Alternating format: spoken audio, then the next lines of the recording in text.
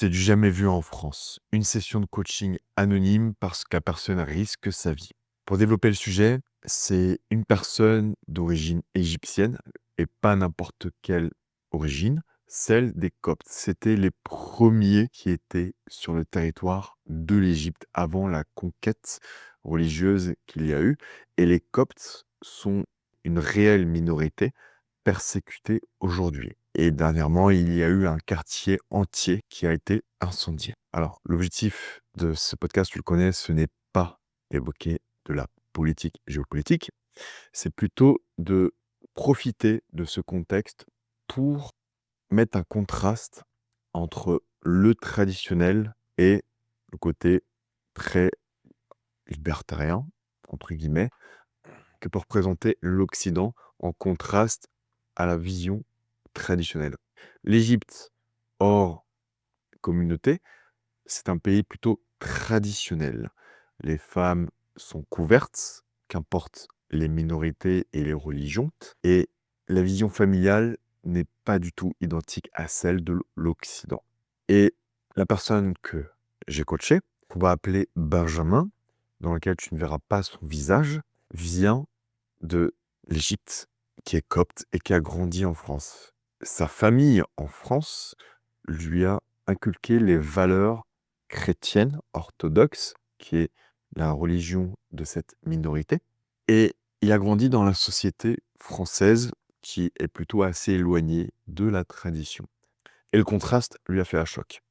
Donc Paris est vu, selon les traditionnels, qu'importe leur origine, comme étant une ville du vice. Et ça fait un choc pour les traditionnels qui vivent dans cette ville et ils ont l'impression d'être entourés de tentations, de vices, ce qui leur engendre une grande souffrance.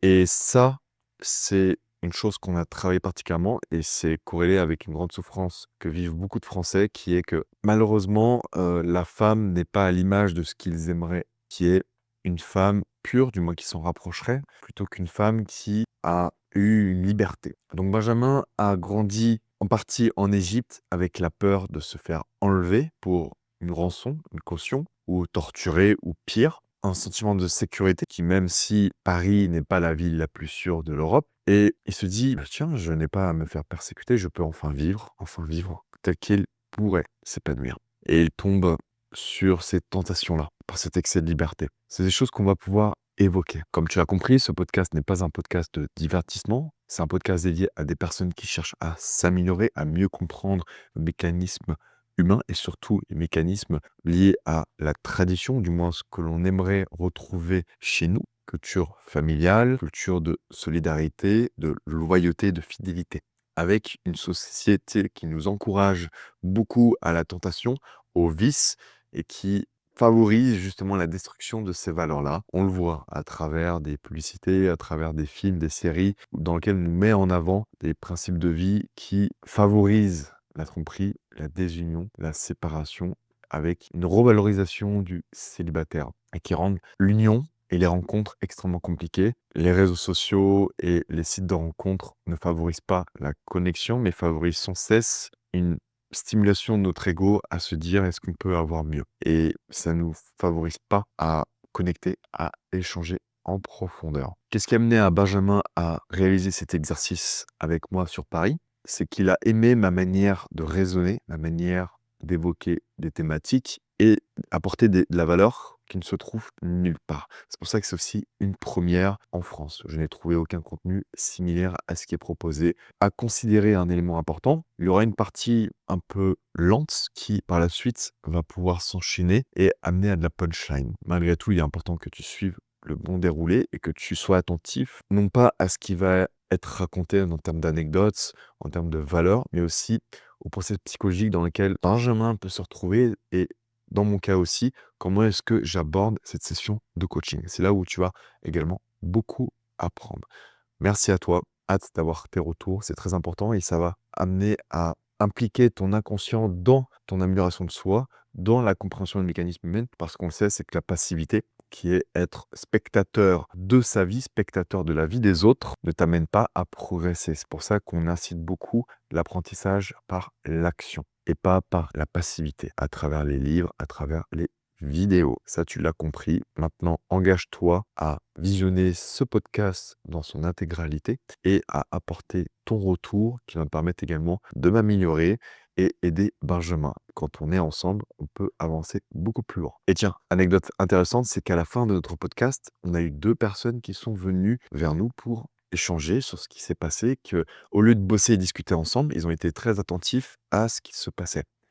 Et ça, c'était génial. C'était génial. Surtout une personne, une femme qui était intéressée par ce qui était évoqué, a justement des blocages, des traumas. Et ces traumas-là, avec son consentement verbal, et pas consentement inconscient et de l'ensemble qui démontrait de son langage corporel et qu'elle donnait son consentement verbal uniquement par le fait de garder une posture sereine, une posture confiante qu'elle n'avait pas, mais toujours à porter le masque social, le persona, à toujours paraître excellent alors qu'au fond de soi, on a du mal. Donc c'est quelqu'un qui manquait de vulnérabilité et qui a manqué une opportunité pour apprendre et comprendre ce qu'elle a au fond d'elle. Cette personne m'a donné son consentement verbal, que j'ai validé, qu'acquiescé malgré tout, et j'ai titillé ce qu'elle avait au fond d'elle. Je te laisse deviner, gros inconfort, stress de son côté, blessure, alors que elle était d'accord pour que je fasse la même chose que j'ai fait avec Benjamin, mais avec elle. Vous vous doutez qu'elle l'a pas accepté à la fin, ou du moins a essayé de se démener poliment, et que son ami à côté m'a dit, enfin nous a dit: «Il échangé avec toi en 5 minutes, il t'a aussi bien percé que moi après un mois, après plusieurs mois, pardon». Ce qui montre quand même que je sais taper là où ça fait mal, là où c'est juste. Et son ami lui a dit: «Vas-y, donne ton numéro de téléphone». Elle, de son côté, elle a refusé, essayé de s'en sortir malgré elle, et elle a dit: «Bon, bah, donne-moi ton compte Instagram», pas sur son compte Instagram, mais non pas non plus par message, mais sur un bloc-notes, une note. Elle m'a demandé de donner mon hashtag Instagram sur son bloc-notes, et on s'est tous regardés en disant: «Mais tu sais que là, on le sait que tu vas pas me contacter, on sait que tu vas même peut-être pas consulter mon compte». Elle a affirmé l'inverse, toujours apporté son masque social, son persona, parce qu'elle ne voulait pas perdre la face, parce qu'il y avait la pression sociale, et que si nous étions à distance en train d'échanger par texto, elle m'aurait bloqué depuis longtemps. Donc, tout ça pour te dire que ce podcast va être très intéressant. Plonge-toi dedans. Si tu l'écoutes en t'entraînant, en faisant la cuisine et le ménage, tu seras amené à le réécouter. Donc, je te conseille vivement de te poser, de prendre un carnet et un stylo, de te concentrer. Merci à toi. Défonce tout. Hâte d'avoir tes retours. Let's go. Est-ce que tu pourrais un peu plus te présenter en gardant un certain anonymat? OK. Donc, je m'appelle Dante, j'ai 22 ans. J'ai, un passé où j'ai toujours été quelqu'un de très ambitieux et très, travailleur, discipliné, rigoureux. Mmh. Depuis, quelques années, je m'intéresse particulièrement à tout ce qui est, développement personnel, mais, plus précisément à l'introspection, notamment, grâce à faire du travail sur soi avec un journal de bord Mmh. et essayer de trouver, et de creuser dans le passé pour trouver, quels événements du passé peuvent toujours avoir, un impact et une influence sur le présent. Et aujourd'hui, je me retrouve avec toi pour, rentrer plus en détail et essayer de mettre le doigt sur, des, événements précis ou des problèmes précis qui sont toujours présents aujourd'hui, qui ont, des, sources dans le passé. Merveilleusement bien résumé. Est-ce que ça te va si on peut un peu plus contextualiser, ouais, ta vie en général? OK, oui. Alors, je suis encore étudiant et je travaille à côté, je donne des cours particuliers. J'ai validé une licence. Dans quel domaine? Des cours particuliers, que ce soit au niveau collège ou lycée, un peu dans toutes les matières, même si Dans j'ai quelles une matières? Plutôt et mathématiques, je histoire? préfère quand même les matières, plutôt scientifiques, à savoir mathématiques, l'histoire aussi ça me passionne, mais je préfère les mathématiques parmi, toutes les autres matières. Et actuellement je suis, dans des études de mathématiques, appliquées pour, travailler dans le monde de la finance plus tard. OK, et le monde de la finance justement, c'est un peu corrélé avec, ton, ton orientation, spirituelle. Est-ce que ça te va si tu développes un petit peu plus ce domaine? Oui, alors, faut savoir que, je suis chrétien depuis petit. J'ai été baptisé d'ailleurs, mon prénom, il a été, donné, par un prêtre quand ma mère était encore, ne savait pas qu'elle était enceinte et que le prêtre lui a dit, «Tu vas avoir un enfant, tu vas l'appeler, comme ça». Mmh. Donc, j'ai toujours été, dans la religion, dans le christianisme, plus particulièrement dans la branche orthodoxe. OK. et je suis arrivé en France, à l'âge de 7-8 ans et au début, l'adaptation a été difficile, par rapport à la barrière du langage, mais après ça s'est Le avec le cours des français, choses et impeccable. Merci. Mais avec le cours des choses, quand on est petit, c'est sûr que c'est plus facile que si on a 20 ans. Donc j'ai pas trop de difficultés. est-il est possible que tu précises un peu plus ta zone géographique, d'origine?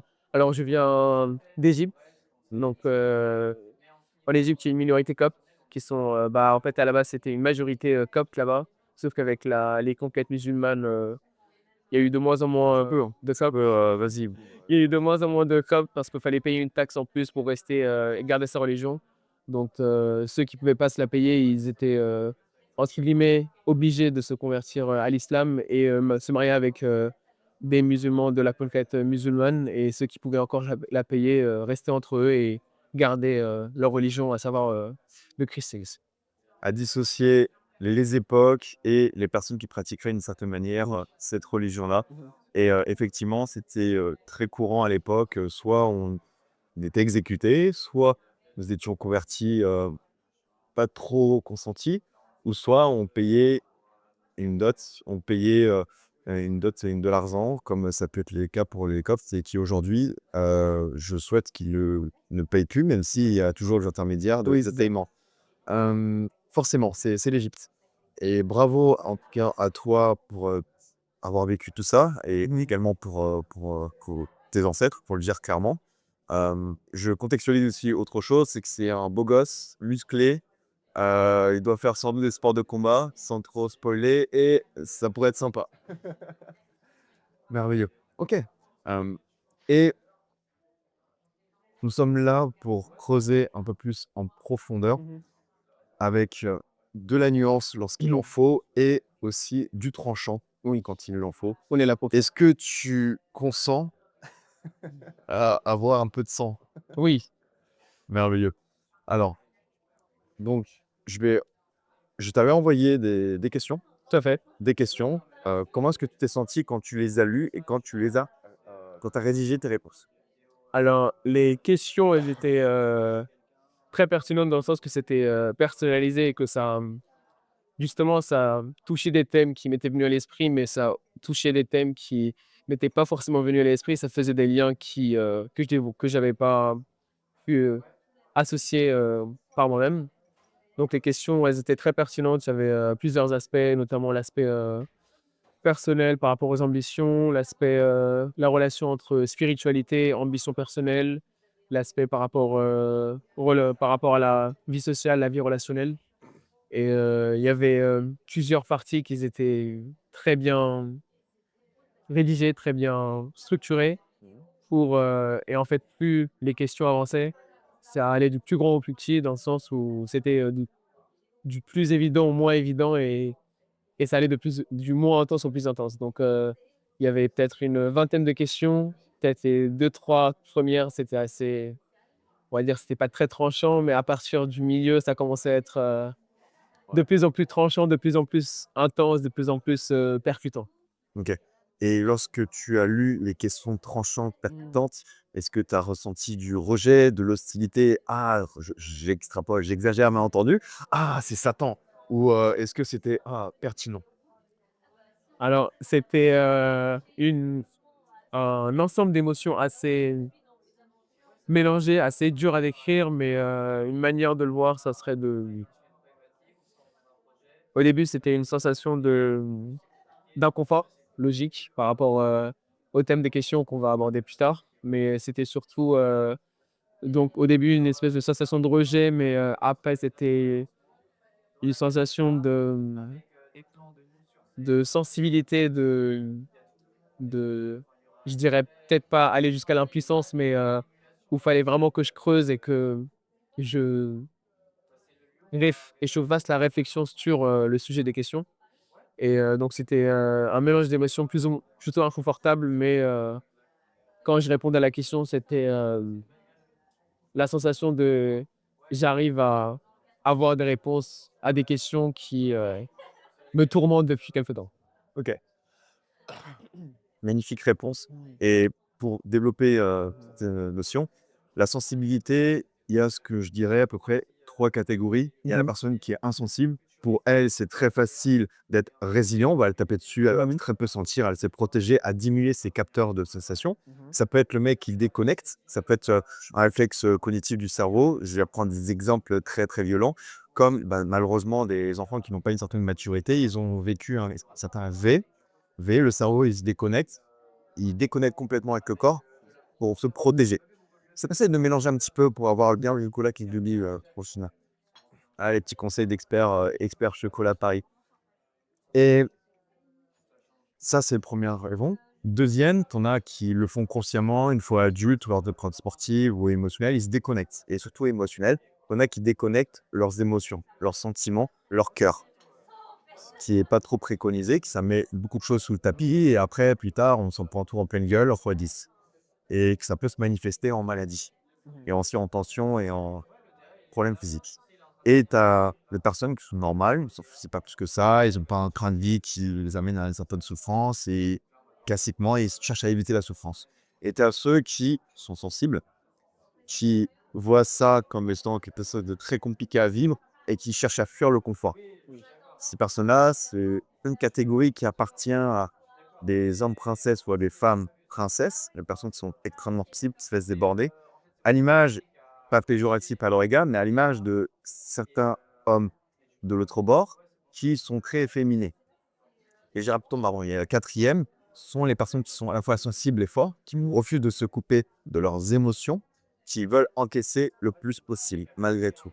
Et c'est le chemin que j'ai entamé sur près de 10 ans, oui, largement possible de faire beaucoup plus court, pour chercher à se développer. Donc développer cette sensibilité, développer ces nuances qu'on a, malgré tout, être confronté à une certaine dureté sans être à un stade comme Major Gérald, bien entendu, donc les fameuses références icônes de la Légion étrangère, Oui. mais qu'on essaie à notre juste valeur, à notre niveau, de se développer. Mmh. Donc ça, c'est une notion qui est très importante. Et toi, de ton côté, avant qu'on développe directement dans les questions, Mmh. on va utiliser on a un super bon support et on va pouvoir bien développer dessus. C'est que quelques moments où tu t'es retrouvé sur cette limite, Mmh. tu as alterné entre j'encaisse avec un peu moins de sensibilité et de l'autre, je me connecte malgré tout à mes émotions, à mon Oui. ressenti parce Mmh. que c'est quand même une très grande puissance. Mmh.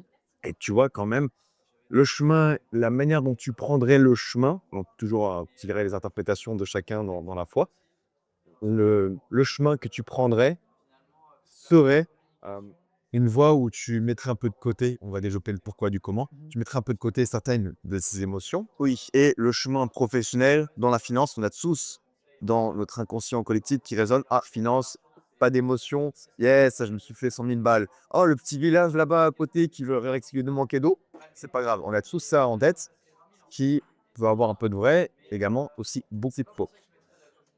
Donc ça, c'était des notions importantes à évoquer.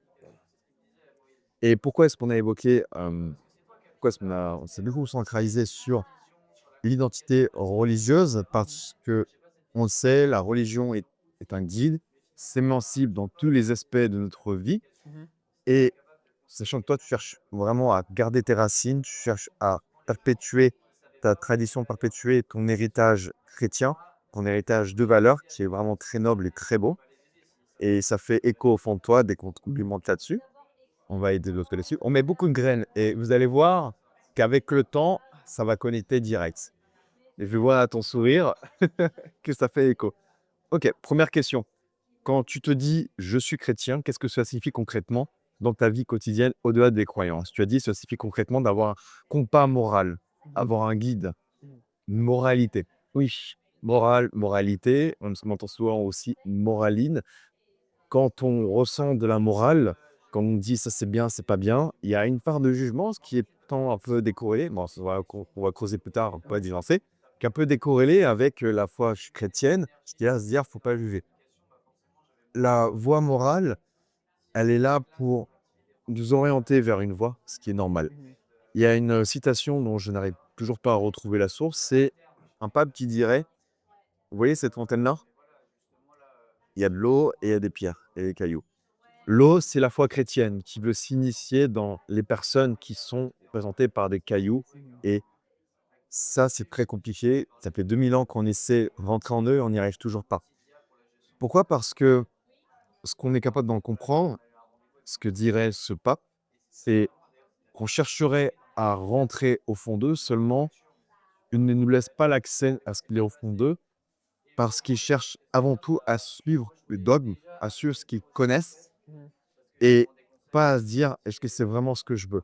Non pas du tout pour, critiquer comment c'est tu connais, tu ressens ma volonté de bienveillance. Oui, bah, ils sont pour creuser ou faire du mal et bien entendu et ça tu as parfaitement consenti à ce qu'on creuse. C'est comme tu as pu le dire, à l'enfance, tu as suivi ce qui était un dogme qui est assez péjoratif, mais qui respecterait à peu près la définition. Un dogme qui, je veux me dire que c'est ton environnement, tu veux t'assimiler, tu veux connecter, c'est là où il y a la plus grande force dans le commun pour survivre dans un contexte compliqué. Donc, pour rappeler les Coptes, c'est une communauté minoritaire en Égypte. La minorité en France ici, elle est protégée, voire surprotégée, qui les empêche de s'exposer à de la critique constructive. Là-bas, c'est l'instinct de survie. C'est des attentats, enfin, des églises qui ferment, on risque notre vie. Oui. Donc, c'est pas quelque chose à prendre à la légère. En France, si on est chrétien ou pas et qu'on nos parents nous forcent, on a l'appui de la société qui est là pour nous dire: «Non, chrétien, c'est pas très bien. C'est pas très bien, tu peux ne pas l'être». Mmh. Là-bas, dans les pays, mais très minoritaires, donc et la première religion persécutée, c'est le christianisme, c'est pas d'autres religions. C'est un instinct de survie. Donc, ça ne correspond pas du tout à une mauvaise stratégie de prendre X, religion ou autre. Donc ça, c'est une première chose. Et quand on est dès la naissance dans cette religion-là, on ne se dit pas: «Est-ce que ce serait la bonne voie?» Forcément, on s'est tous posé cette question dès qu'on a Mmh. porté la 3. Et on a des degrés de questionnement. Et rapidement, on peut se dire: «Non, non, c'est je me mets à douter, c'est j'extrapole pour l'audience. C'est le diable qui veut me convertir à fuir ça, cette religion-là». Ce qui peut avoir du vrai. Et après rapidement les, hem, on retourne directement dans les rangs, ce qui n'est pas du tout péjoratif et là on se dit: «Ouais, finalement, je ne me suis pas trop questionné que ça». Et là tu te dis: «Ah, je suis intégré dans une autre société, la France. Mmh. Je suis exposé à d'autres manières de penser. Je vois ses avantages, je vois ses inconvénients».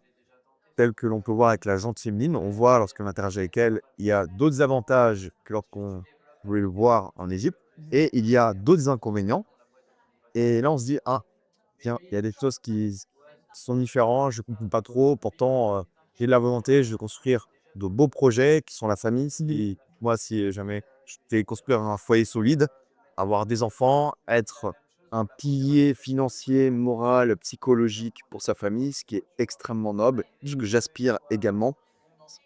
Et là, on se dit: «Mince, la notion de moralité que l'on peut avoir Mmh.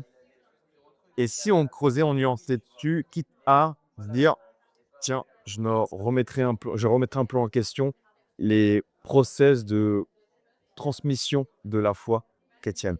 Avant que l'on entame un peu plus, quelles seraient tes réactions sur ce que j'ai pu te dire? Hein? Voilà, c'est vrai que dans comme tu l'as évoqué, le fait que j'ai directement été, baigné dans donc l'église, le baptême, la communion, la messe, les fêtes, qui soient Noël, Pâques, les, jeûnes, donc depuis que je suis petit et c'était juste une évidence de ouais, dire. C'est juste une évidence de rester là-dedans et de continuer parce que c'était le seul chemin qui était, il y avait pas d'autre chemin qui était, «proposé» entre guillemets. Donc ça, c'est depuis, que je suis petit. Mais il y a eu des moments de doute comme, la plupart des gens. À quelle profondeur a été, ces doutes-là? Bah, alors, un moment de doute, un exemple concret, ça c'était, notamment lors, du covid où, faut savoir que donc j'ai un train de vie très dynamique, très actif où, je fais beaucoup de sport à côté. Je faisais notamment, du football, du futsal, de la lutte donc notamment, pendant le covid et pendant le covid, bah, il y a eu la fermeture de plein de choses, que ce soit pour les écoles, les lycées, les gymnases donc j'ai perdu ce train de vie, j'ai perdu cette capacité d'extérioriser mon énergie parce que j'ai toujours été, quelqu'un qui a beaucoup d'énergie, beaucoup de quasiment inépuisable. Donc c'est pendant ce temps-là où je me suis mis à douter, pourquoi est-ce que Dieu permettrait, que ça se passe comme ça, même si, avec le recul, on sait que c'était, pas vraiment, le virus, mais plutôt, les politiques qui ont influencé, le train de vie des personnes. Je débute, hein, commence pas à sauter la chaîne.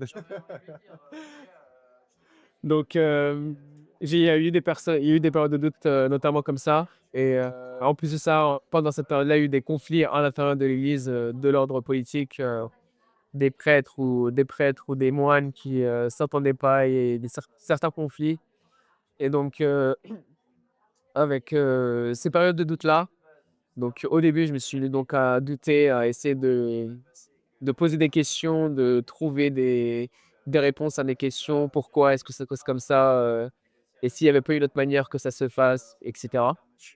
Donc ça, c'était, la première partie et en deuxième partie, c'était, avec le temps, avec la prière, avec, la lecture de la Bible entre autres et essayer de poser des questions à des gens qui sont «plus compétents» entre guillemets, qui ont plus de connaissances par rapport à la religion. J'ai donc eu des réponses à mes C'est des doutes que tu as eus lors de la période du Covid, donc pas lorsque tu étais en Égypte, dans un plus jeune enfance? non. OK. Donc ça permet de te dire: «OK, il y a peut-être d'autres concepts, il y a peut-être d'autres choses», telles que tu t'es intéressé à des notions telles que sont le psychotrauma, des des réactions, émotionnelles qu'on a eues à l'enfance et qu'aujourd'hui ça a créé une configuration du système nerveux, notre inconscient qui perpétue avec le temps et donc tu pour répondre directement, revenir à ça, tu as bien su développer, ces notions-là et ceci fait concrètement, pour relire ta réponse, avoir un compas moral, on a développé, qui me fixe des règles et des valeurs. Donc se fixer des règles et des valeurs qui sollicitent directement la discipline. Mmh. Donc c'est ce qu'on appellerait de la force, c'est-à-dire on se force à faire les choses. J'ai pas envie d'aller au sport, on va se forcer. Ce qui est très important d'en avoir. Par contre, dès que on n'a pas la motivation, plutôt le pouvoir, donc là où c'est fluide, on a envie, c'est naturel. Même au contraire, ça nous on serait obligé de se forcer à pas y aller, comme lorsqu'on est malade ou lorsqu'on est blessé, on se dit: «J'ai envie d'aller faire le sport, ça me fait chier, j'ai tellement envie, j'ai ma cheville qui est pétée», tu vois? Et ça, c'est des choses qui nous arrivent et ça veut dire qu'on est bien configuré quand on est dans ce mode-là et forcément que ce mode-là, ce mode, l'inconscient, il est pas actif tout le temps, il faut quelquefois faire preuve de discipline et Mmh. là, de ton côté, tu étais beaucoup dans l'aspect discipline, ce que l'on peut lire à travers ce message-là, c'est ce qui nous fait ressentir et tu évites les mauvaises influences. Éviter les mauvaises influences dans le contexte de ta phrase, ça peut signifier que: «Ah, je peux être tenté, mais non, je vais les éviter, Oui, c'est ça. éviter d'être tenté». Alors que, est-ce que tu penses lequel des 2 personnes a le plus de pouvoir au fond de lui? Est-ce que c'est quelqu'un qui a peur de mauvaises fréquences parce qu'il pourrait se faire mal influencer? Et que à leur contact, il va sentir leur influence. C'est quelqu'un qui il s'en fout. Forcément, il va s'orienter vers des personnes qui sont alignées comme lui, ils sont dans la même énergie, le même esprit d'abondance, d'ambition. Mais une fois à leur contact, il va pas quitter son bord, il va pas stimuler des envies, des pulsions qui va l'éloigner de son mission. Mmh. Lequel des 2 est le plus fort, il a le plus de pouvoir? Le deuxième, oui. Le deuxième qui a cette capacité d'être au contact avec les personnes qui sont différentes de lui, mais qui gardent, ses propres, Et et propres qu'est-ce qui te permettrait d'atteindre cette voie-là plutôt que: «Ah tiens, mauvaise influence, ah je me fais contaminer entre guillemets, vite faut que j'ai» bah, alors, assez uniquement avec le temps, j'ai tendance à évoluer plus comme, le deuxième exemple, mais, lorsque j'ai répondu donc à cette question, c'était, je m'étais plutôt, fié à par rapport, à un repère de temps. J'ai toujours été la personne qui essaye d'éviter, les mauvaises influences, mais depuis, on va dire, un peu plus d'1 an maintenant, et j'aspire à être de plus en plus comme, OK. la deuxième personne, Et tu penses que pour être cette deuxième personne, il faut continuer à se forcer, à se discipliner, se mettre un cadran régulier ou chercher à, entre guillemets, «s'ouvrir», une vraie et réelle ouverture et essayer de comprendre de différentes manières? Alors justement, ça tombe bien d'aborder le thème de l'ouverture parce que, je suis d'accord, faut l'aspect ouverture d'esprit, c'est, l'aspect que je négligeais auparavant et que j'estimais être quelqu'un de très fermé et très conservateur, mais au sens plutôt péjoratif du terme. D'accord. Donc, par rapport au manque d'ouverture d'esprit, à la manque le manque d'adaptabilité par rapport, au monde dans lequel on vit et on va dire depuis 1 an donc, savoir, où je me suis plus ouvert, vers le monde notamment en faisant des, danses de salon et juste après j'ai commencé à jouer de la musique, notamment de la guitare. Donc, cette ouverture d'esprit-là, je l'ai senti venir et plus ou moins naturellement, avec le temps et je travaille toujours dessus mais ça reste toujours, très pertinent Mmh. de travailler dessus parce que c'est ça qui nous permet de vivre de nouvelles expériences, savoir qu'est-ce qu'on aime, qu'est-ce qu'on n'aime pas, en essayant de nouvelles choses et avec le temps, on est amené à affiner notre, cercle, de d'occupation, de hobby, et d'influence, avec aucun. C'est génial. Je vois qu'on hop, le temps défile, on a un peu de retard, mais on va toujours, maximiser notre temps. Dans la Bible, de mémoire, rectifie-moi, on dit à 305 reprises: «N'aie pas peur». C'est vrai? C'est ça. OK. Lequel des 2 est le plus dans la foi? Celui qui a peur de sortir droit chemin ou celui qui n'en a pas peur et qui s'expose à ce qui est différent de son chemin de foi? Celui qui n'a pas peur. Celui qui a pas peur, il a plus de Et pourtant, la démarche de la majorité, non pas de mettons dans le groupe, mais la majorité des pas des extrémistes, mais des personnes très, très engagées dans cette voie-là, ce sont des personnes, donc j'ai tradu, qui sont dans cette peur-là, beaucoup. Alors qu'au contraire, on leur dit sans cesse d'être peur et la grande force du christianisme, c'est tu peux partir comme tu peux rentrer, c'est ton chemin, c'est ta vie. D'autres religions ne proposent pas ces choix-là et c'est ça qui rend la force du christianisme, permet de s'élever, d'avoir un certain chemin, spirituel, un certain niveau. C'est en retirant ces peurs-là, la peur est un conditionnement. Si on vit selon une peur, on ne va pas pouvoir vivre notre réelle vie et la majorité de nos peurs sont conditionnées dans notre environnement par des psychotraumas qui nous dit: «Aïe, j'ai peur du rejet», Oui. pour venir, Mmh. «J'ai peur de la trahison, de l'humiliation», qui ne permet pas de pouvoir bien savourer de cette opportunité de vivre notre vie actuelle telle que le créateur de tout nous laisse cette opportunité-là et j'évoque ça parce que tu as évoqué que tu étais assez fermé d'esprit. Cette fermeture d'esprit, ce ne vient pas d'un grand pouvoir, peut-être on peut le penser, d'un grand pouvoir dans lequel on se dit: «Je suis résilient, je suis discipliné, je tiens le cap», alors que tu as le monde extérieur de ma bulle sont là à me tenter sans cesse, la l'hypersexualisation, le fait qu'il y a des interactions de mauvaises, valeurs, de mauvaises, qui ne nous élèvent pas et c'est cette peur-là qui montre clairement que c'est un manque de pouvoir, un manque de souplesse, de résilience. Oui, super. Nous voilà de retour après avoir payé le bon petit chocolat chaud.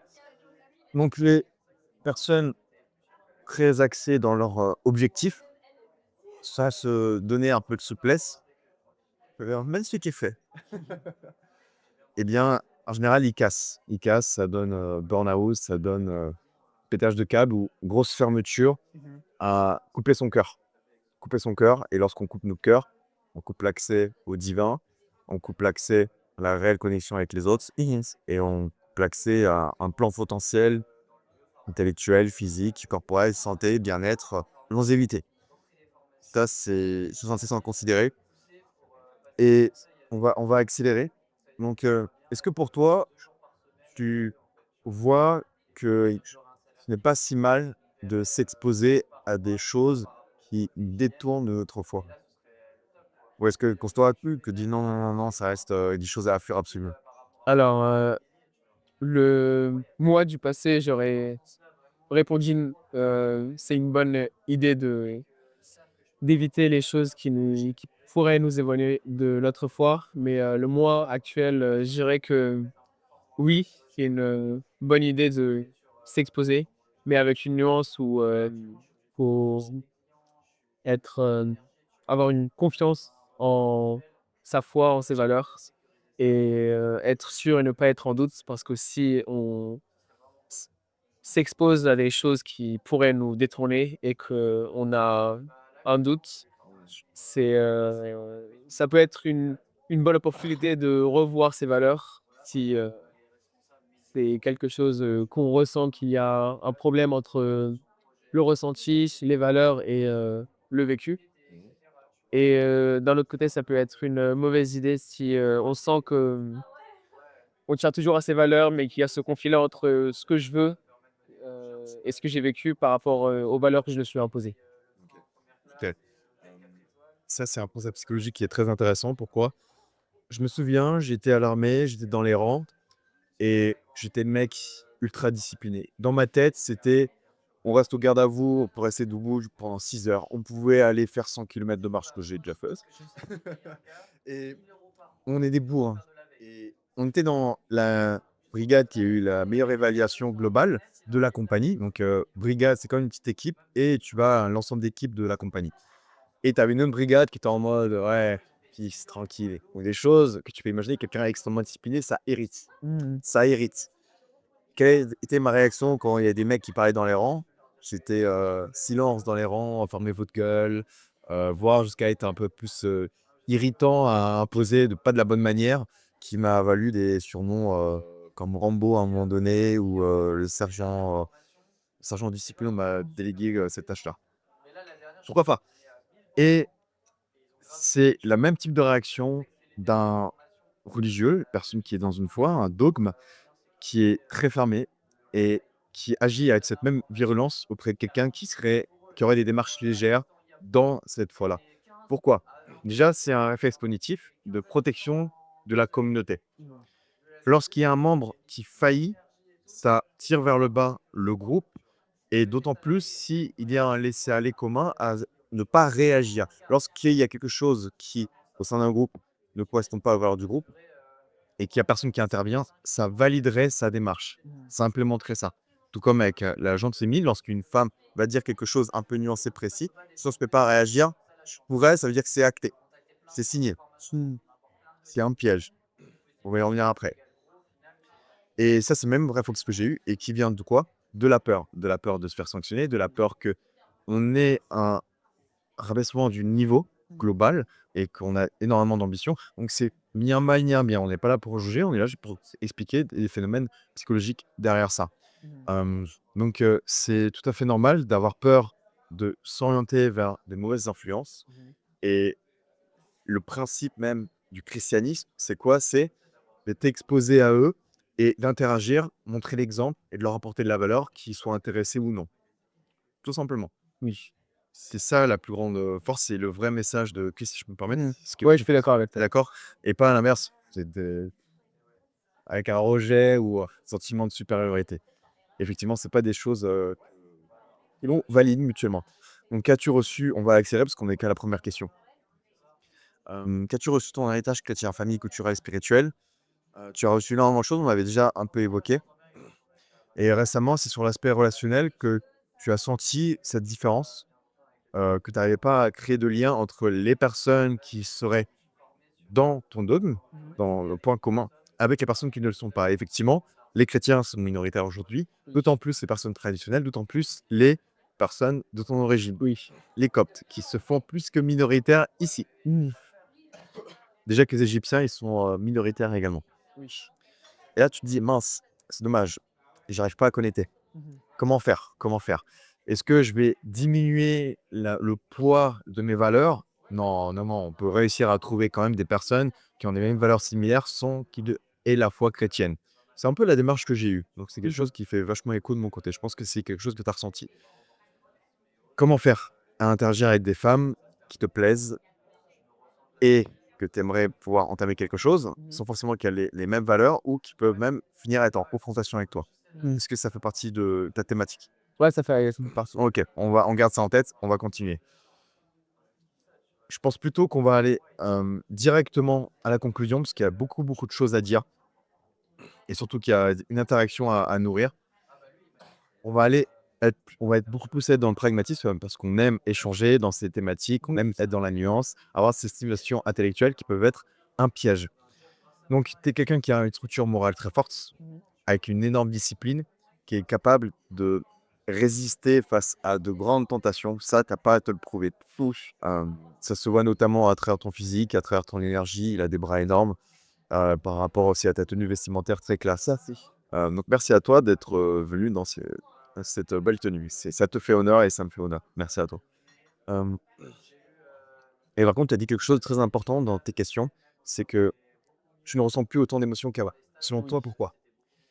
Alors ma plus grande lutte, en ce moment, c'est que, pour revenir à ce que tu as dit il y a quelques minutes, en fait, je pense que je suis arrivé à un point où j'agis beaucoup avec, ma logique, mon énergie masculine, mon cerveau, mais je le remarque, bah, c'est pas inépuisable, certes, ça marche bien, mais c'est, l'équivalent de faire, du cardio haute intensité. On peut en faire, pendant à haute intensité, donc très fort, mais pendant une petite période de temps, comparé au cardio qui, lui, est sur une plus longue durée, de moins intense, mais donc on peut plus travailler en étant, en cardio moins intense, mais moins intense, mais sur la durée, c'est ça qui va gagner par rapport à une personne qui fait, des sessions de 20 minutes et une autre personne qui fait des sessions 1h30, c'est Donc tu associerais que le jugement et ta grille de lecture, ça serait que tu prends un chemin et la manière dont tu prends le chemin, ça serait en sprint, alors que la vie, c'est un marathon. oui, c'est ça. C'est bien ça et qu'il te faut avoir des phases à aller un peu moins vite, c'est bien ça? C'est ça et en fait, Et quel est ce qu'on va enfin, moi je pense avoir compris pour les téléspectateurs, oui. quel est le point commun avec le fait que tu ressens beaucoup moins d'émotions, tu commences peut-être à t'en couper, à t'éloigner des émotions? Bah, comme tu l'as dit, il y a quelques minutes, donc je pense que c'est, le phénomène qui expliquerait cela, c'est que j'ai déconnecté, plus ou moins mon cœur du processus où, j'agis purement par, ambition et par ego, comme on dirait et j'ai pas cette, énergie, du cœur qui relie, au divin, qui, permet d'avoir une énergie, inépuisable et continuer dans ce qu'on fait. Non, non, ouais, je vais t'amener à quelquefois à te couper pour être, pour rendre ça un peu plus fluide pour les spectateurs et pour nous, pour le temps imparti, Oui. même si forcément que c'est super stimulant, intéressant et qu'on a envie de continuer et c'est le jeu. J quel est ton tu as parlé de valeurs masculines, Mmh. d'énergie masculine. Quel est ton modèle masculin? Alors mon modèle masculin, c'est, j'en ai, celui qui me vient à l'esprit, c'est, bah, donc Saint Michel de la Bible où, lui justement par rapport à ce qu'on a dit, tout à l'heure, c'est, quelqu'un qui a, on connaît tous l'image de Saint Michel avec sa lance qui tue le dragon qui représente le diable et elle est beaucoup mise en avant, notamment dans la culture, chrétienne en Égypte et donc ça incorpore les valeurs masculines à travers, donc la force, le fait d'être courageux et d'affronter ses peurs, le fait de délivrer un message parce que comme, la plupart des saints, il a été confronté à des, des des injustices, des emprisonnements et des, Saint Michel, à l'image de Mont Saint-Michel, avec la métaphore du dragon qui serait là, qui l'aurait, tué avec sa lance. Donc tu es un guerrier, tu as envie d'en découdre, tu as envie de tabasser, du du c'est dévot ça. du diable. OK. Hem, est-ce que pour toi, tu le verrais comme, le masculin idéal ou est-ce que tu le verrais comme, un archétype parmi tant d'autres et qu'il pourrait avoir d'autres modèles? Je le verrais comme un archétype parmi tant d'autres, parce que je sais qu'il y a d'autres archétypes. Récemment, j'étais tombé sur un livre qui parlait de ça notamment. Donc, il y a l'archétype du guerrier, l'archétype du roi, l'archétype du magicien et l'archétype du lover, de l'amoureux. OK, effectivement, il y a plein de types d'archétypes. Mon modèle, non pas qu'il y en a un qui est meilleur que les autres, ce serait Christ, qui pour moi, à mes yeux, je pensais que tu allais l'évoquer, qui pour moi, à mes yeux, a un magnifique équilibre entre le développement de sa masculinité testostéronée, qui est comme, à l'inverse de ce qu'on peut penser, c'était pas un mec tout gentil qui tend la joue, mais qui était là aussi pour, dégommer là où il fallait, quand il fallait et faire preuve d'empathie lorsqu'il le fallait et qui a énormément développé également sa partie féminine.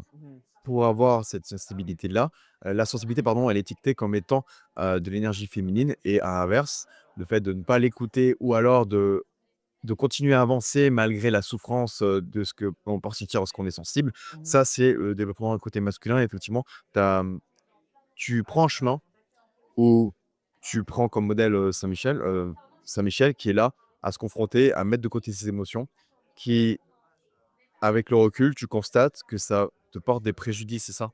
C'est ça. Très consciemment, quel préjudice? Genre les préjudices notamment, sur l'aspect relationnel où en ce moment, je suis notamment dans une période où j'ai pas forcément envie d'interagir socialement, que ce soit sur le plan amical ou relation amoureuse. Ça s'interprète plus sur l'aspect relation amoureuse que l'aspect amical. D'accord. Je vais commencer direct. Le côté masculin, est-ce qu'il, ne se met pas pour sa survie, pour Mmh. ses ambitions, est-ce qu'il ne se met pas à interagir avec les autres ou est-ce qu'il se met à interagir avec les autres? Il se met à interagir avec les autres. OK, de quelle manière et quels sont ses objectifs quand il interagit? Il se met à interagir avec les autres pour s'élever, pour, en connaître plus sur le monde La stratégie des, entre guillemets, «d'alpha» qui est juste une image qu'on peut donner à des hommes qui sont ultra ambitieux, qui priorisent leur énergie, l'énergie de sa communauté, de sa famille, de Mmh. son clan pour s'élever afin d'atteindre, de plus hautes sphères. Lui, il aura pour objectif de donner de la valeur, donner de l'énergie, d'avoir une communication fluide qui est orientée vers ses objectifs, Mmh. créer des alliances, consolider des amitiés, des liens pour, lorsqu'il y a des coups bas, pouvoir faire, solliciter justement sa communauté, ses amis pour faire face à ces coups bas. Oui. Et les Coptes, ils sont des grands experts là-dessus. Sans ça, ils n'existeraient plus en Égypte. On va pas évoquer le pourquoi du comment, on a compris. Oui. Donc ça, c'est l'image de l'alpha et l'homme masculin, il va avoir cette démarche-là. La femme, elle a un immense rôle aussi dans les interactions humaines. La femme, elle va être là à consolider tous les aspects émotionnels, les ressentis, alors que les hommes, ils vont pouvoir mettre ça de côté et d'appliquer des choses de manière stratégique à couper ses émotions. Mmh. Ce qui n'empêche que l'homme doit considérer ses émotions. Les hommes les plus manipulés sont les hommes qui ont coupé leurs émotions, qui ne comprennent pas, les raisons du pourquoi et du comment, les volontés derrière certaines actions. Mmh. Hem Et ce sont des hommes qui peuvent se rapprocher de la triade noire, donc sociopathie, psychopathie, Oui. hem, non pas que, non pas des personnes qui s'identifieraient à ça doivent se dire: «Je vais consulter un psy, je suis peut-être, sociopathe». Hem, donc ça, c'est des notions importantes à considérer. Ton désengagement émotionnel progressif, c'est dû à une chose, c'est que tu te dis: «Le chemin que je dois prendre, c'est couper mes émotions».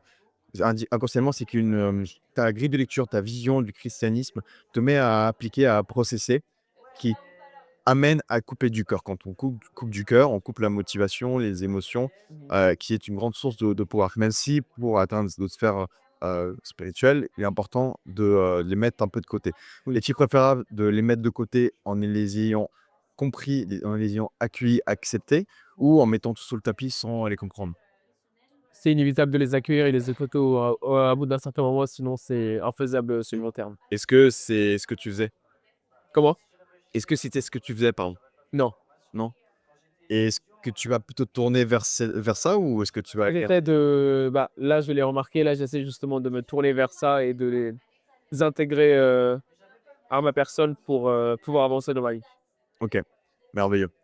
On a évoqué ce point-là et oui, effectivement, tu as un conflit interne entre, bah, ta foi, ton désir, tes peurs, les peurs qui te conditionnent à rester dans ta foi, le désir féminin de construire quelque chose et que pour toi, tu as ton ego masculin qui est porté vers: «Ah, je suis un putain de bonhomme. Là, mon désir sexuel, je le mets de côté, je suis un bonhomme, je contrôle mes pulsions, j'arrive à tenir dans ma ligne. Yes».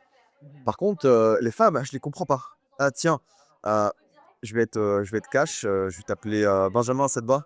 Comment moi ça va? Benjamin, Benjamin, qu'est-ce que tu fais là avec les meufs là? On est plus dans l'ancien temps. Qu'est-ce qui faisait que les meufs acceptaient d'être en relation avec des hommes sans avoir de stimulation via la séduction? Selon quoi?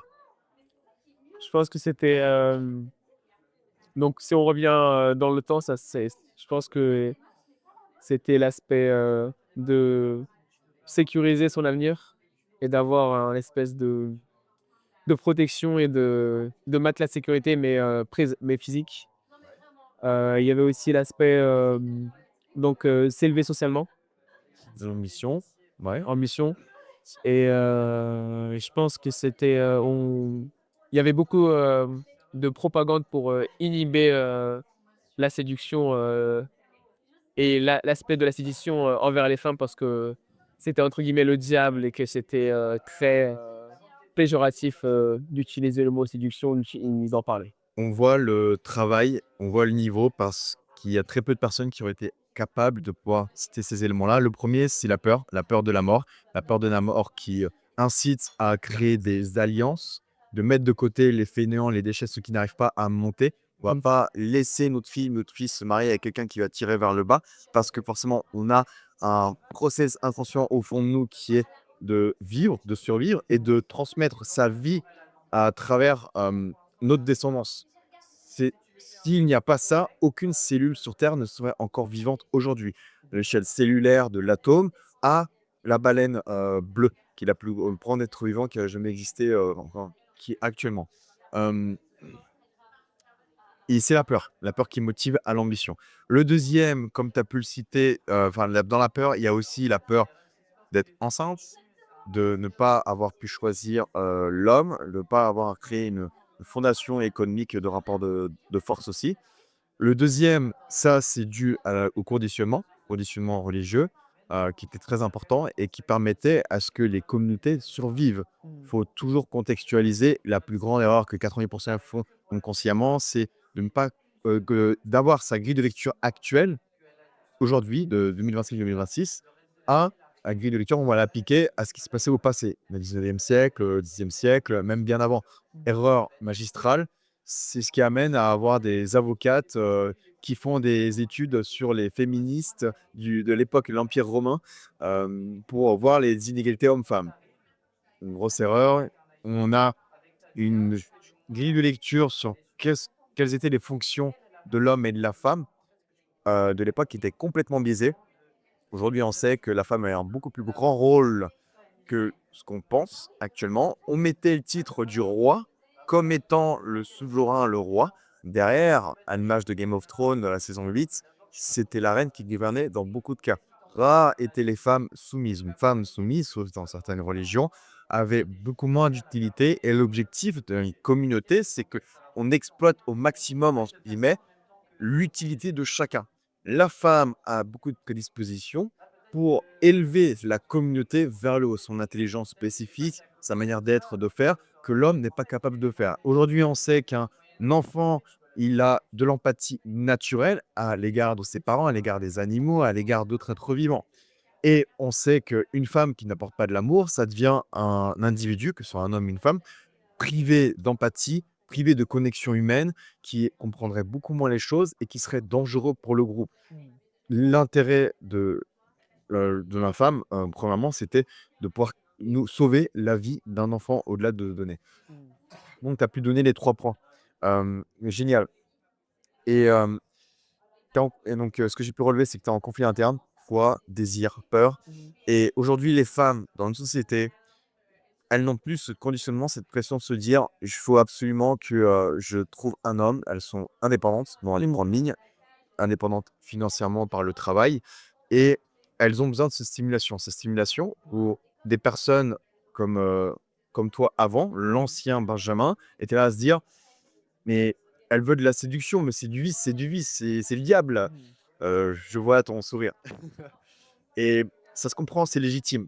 Le problème, c'est que si elles sélectionnent des hommes qui n'ont pas de séduction, elles vont beaucoup moins être sécurisées émotionnellement, vont beaucoup moins être à l'aise pour développer, pour entourer son environnement de son énergie féminine et ça peut se répertorier sur l'enfant où elle va pas pouvoir donner les mêmes émotions. Et l'enfant, il a besoin de ces émotions-là pour perdurer. C'est un super investissement pour l'enfant, pour sa croissance, d'avoir grandi avec une mère qui a un très haut niveau de féminité avec de séduction. Bien sûr, la séduction, elle est à modérer dans certains contextes si on cherche dans une optique d'optimisation de l'éducation de l'enfant. Donc là, je parle dans une optique d'optimisation de l'enfant, de tes ambitions et également les miennes et également de la majorité des personnes qui nous écoutent. Donc, la femme, comment elle fait pour filtrer les mecs un peu fermés, ultra disciplinés, qui ne sont pas capables de se connecter avec elle-même? Parce que c'est avec la profondeur qu'on est capable de ressentir de telles émotions d'amour et qu'on est capable de résister, de bien transiter la phase des 3-4 ans de relation à l'amour incroyable, à une autre forme d'amour. La majorité des couples, à 3-4 ans, ils se barrent, comme dans les périodes de mariage où il y a différentes étapes, ça cède. Et c'est de savoir si l'homme est capable de la séduire. La séduction permet de mettre la femme dans un certain niveau de confort. La grille de lecture qu'ont la majorité des chrétiens, c'est considérer ça comme de la manipulation, qui, quand on voit l'étymologie de la séduction et manipulation, c'est très fortement corrélé. Seulement, qu'est-ce qui est à l'origine de cette définition-là? Ça venait non pas des près des hommes de foi qui étaient là dans l'ouverture à l'image du Christ, qui est là, t'accueille, t'accepte, tu veux partir, tu reviens. Et plutôt des prêtres qui sont là, ça c'est Satan ce que tu as fait, je vais te sanctionner. Ça, c'est des personnes, tout comme moi dans les rangs, à l'armée, j'étais là en mode putain, mec, t'as ouvert ta gueule dans les rangs, ça va pas, on en garde à vous, on ferme sa gueule, on regarde droit devant soi, tu vois. Tout comme toi, tu étais là à observer des personnes qui sont là, oh putain, inadmissible. C'est pour ça que les femmes, elles ont besoin de séduction.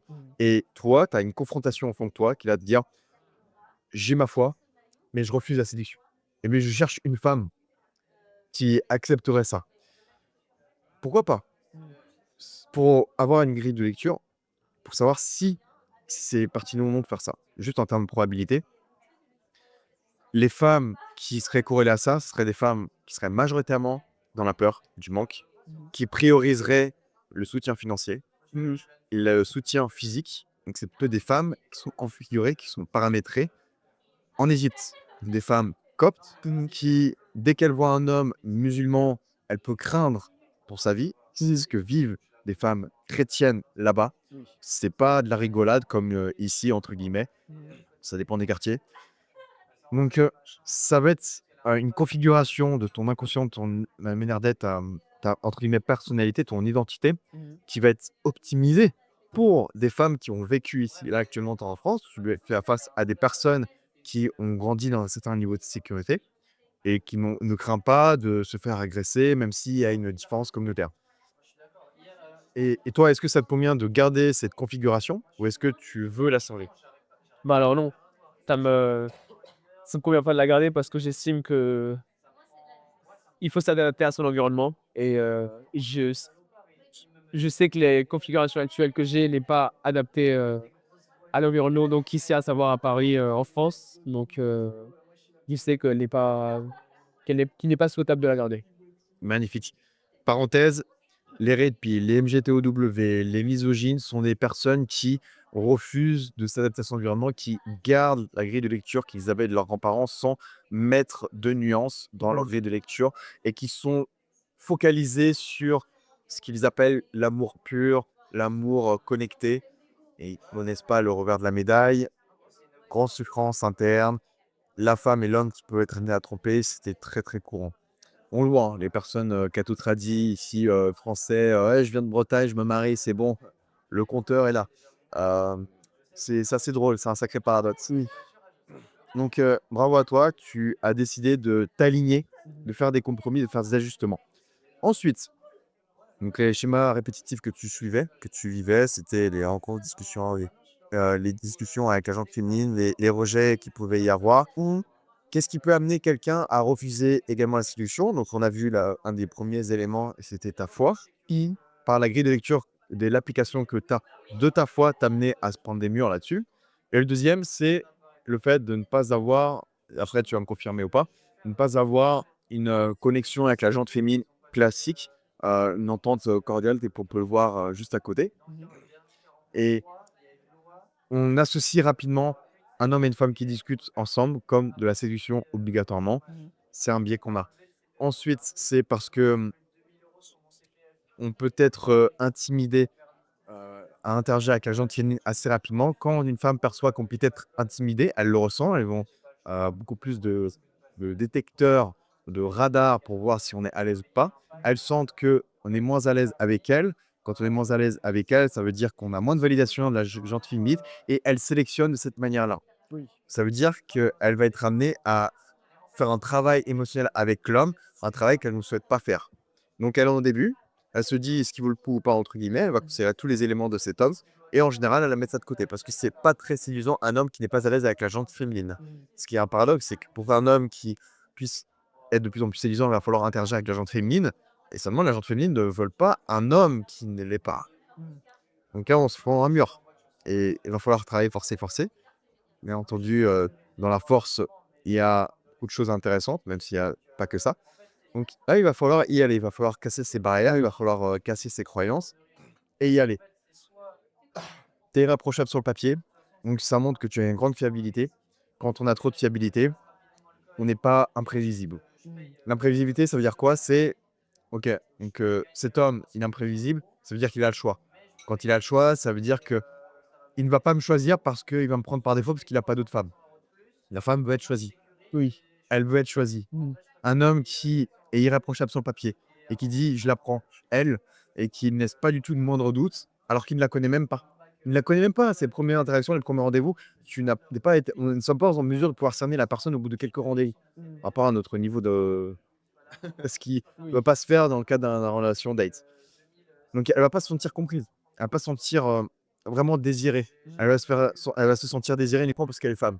En gros, tu veux juste, pour être vulgaire, un vide, forcément que la femme, elle est pas intéressée. Elle veut sortir une imprévisibilité de se dire: «Le mec, il interagit avec moi, dans 5 minutes, ça se trouve, il va voir un défaut de ma part, il va partir». Oui, et il va prendre une autre meuf. Ou alors, bah, tiens, on est en train d'échanger, ça fait 3 4 jours qu'on échange, il peut arrêter du jour au lendemain parce qu'il peut trouver une meilleure mieux que moi. Et cet homme-là, il va pas faire de compromis sur sa ligne de conduite. Cet homme-là, il va être résilient sur ses décisions, il va être fort et lorsqu'il y aura un raté, il va le faire signaler avec intelligence. Oui. Pas être en confrontation avec la femme: «Tu as fait ça, tu as fait de la merde». Il va. La meuf, elle va voir ça, elle va se barrer. Et plutôt, hop, elle va peut-être changer de direction, il va peut-être changer de sujet. Il l'a fait observer à travers un geste corporel qu'il n'était pas trop d'accord avec ça. Ou alors peut-être mettre un blanc, ou alors: «Tiens, est-ce que tu veux autre chose pour être à l'aise?» Tu vois? Il y a un petit sous-entendu très subtil, très nuancé, qui permet de faire décerner à la femme qu'on a un haut niveau d'intelligence sociale et émotionnelle. C'est ce qu'elle aime. Parce que plus l'homme a un haut niveau d'intelligence sociale et émotionnelle, plus la femme va, sentir qu'elle peut être séduite au fur et à mesure de la relation, plus il va être là pour la comprendre. Qui n'est pas forcément facile à comprendre pour des personnes comme des mathématiciens, mec bien testostéroné comme toi, bien masculin. Et ça, je l'ai connu, hein, c'est que j'ai grandi uniquement avec des mecs. Bac pro, lycée technique, que des mecs. À l'armée, que des mecs. Informatique, que des mecs. J'étais en plein dedans. Et forcément, pour les comprendre, ça demande de l'entraînement. Ça demande de la pratique à s'exposer avec la jante féminine. Oui. Et ça, pour le chrétien, c'est quelque chose de très difficile. C'est qu'on verrait ça comme des éléments d'interaction. C'est douloureux pour l'ego chrétien. Seulement, notre objectif, c'est de donner le plus d'énergie, de valeur à notre descendance. Et pour ça, il faut créer une meilleure connexion avec la femme et qu'on ne peut pas créer une bonne connexion avec la première femme qu'on rencontre parce qu'on ne les connaît pas très bien, les femmes, même si on peut les connaître au fur et à mesure du temps. Et on ne peut pas choisir une femme en les connaissant très peu, en se disant: «Celle-ci, c'est elle, c'est la femme de ma vie, je vais me connecter à elle, de manière profonde». On ne peut pas. C'est incompatible. Et pour ça, il faut comprendre: «Bah, tiens, je suis attiré par cette femme». Pourquoi? Parce que ça fait écho, au dessin animé que j'ai adoré. On voit ses traits de caractère, on voit ses traits du visage similaires à ça. J'ai adoré cette série adolescent et j'ai adoré ce personnage et je recerne des traits de visage, de comportement pareils avec cette femme-là. Et lorsqu'on est attiré par quelqu'un, il y a toujours une raison. C'est notre inconscient qui est configuré d'une certaine manière.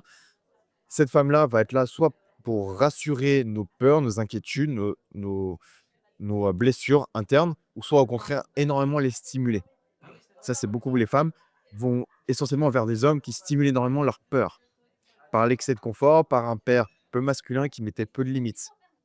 Et à l'inverse, un père qui mettait énormément de limites, de frontières, ça va amener des femmes qui vont s'orienter vers des hommes qui les rassurent beaucoup, ou alors à se confronter directement au père et aller directement faire l'inverse. Et le fameux, bah tiens, en général, on est soit comme nos parents, ou soit on est à l'opposé.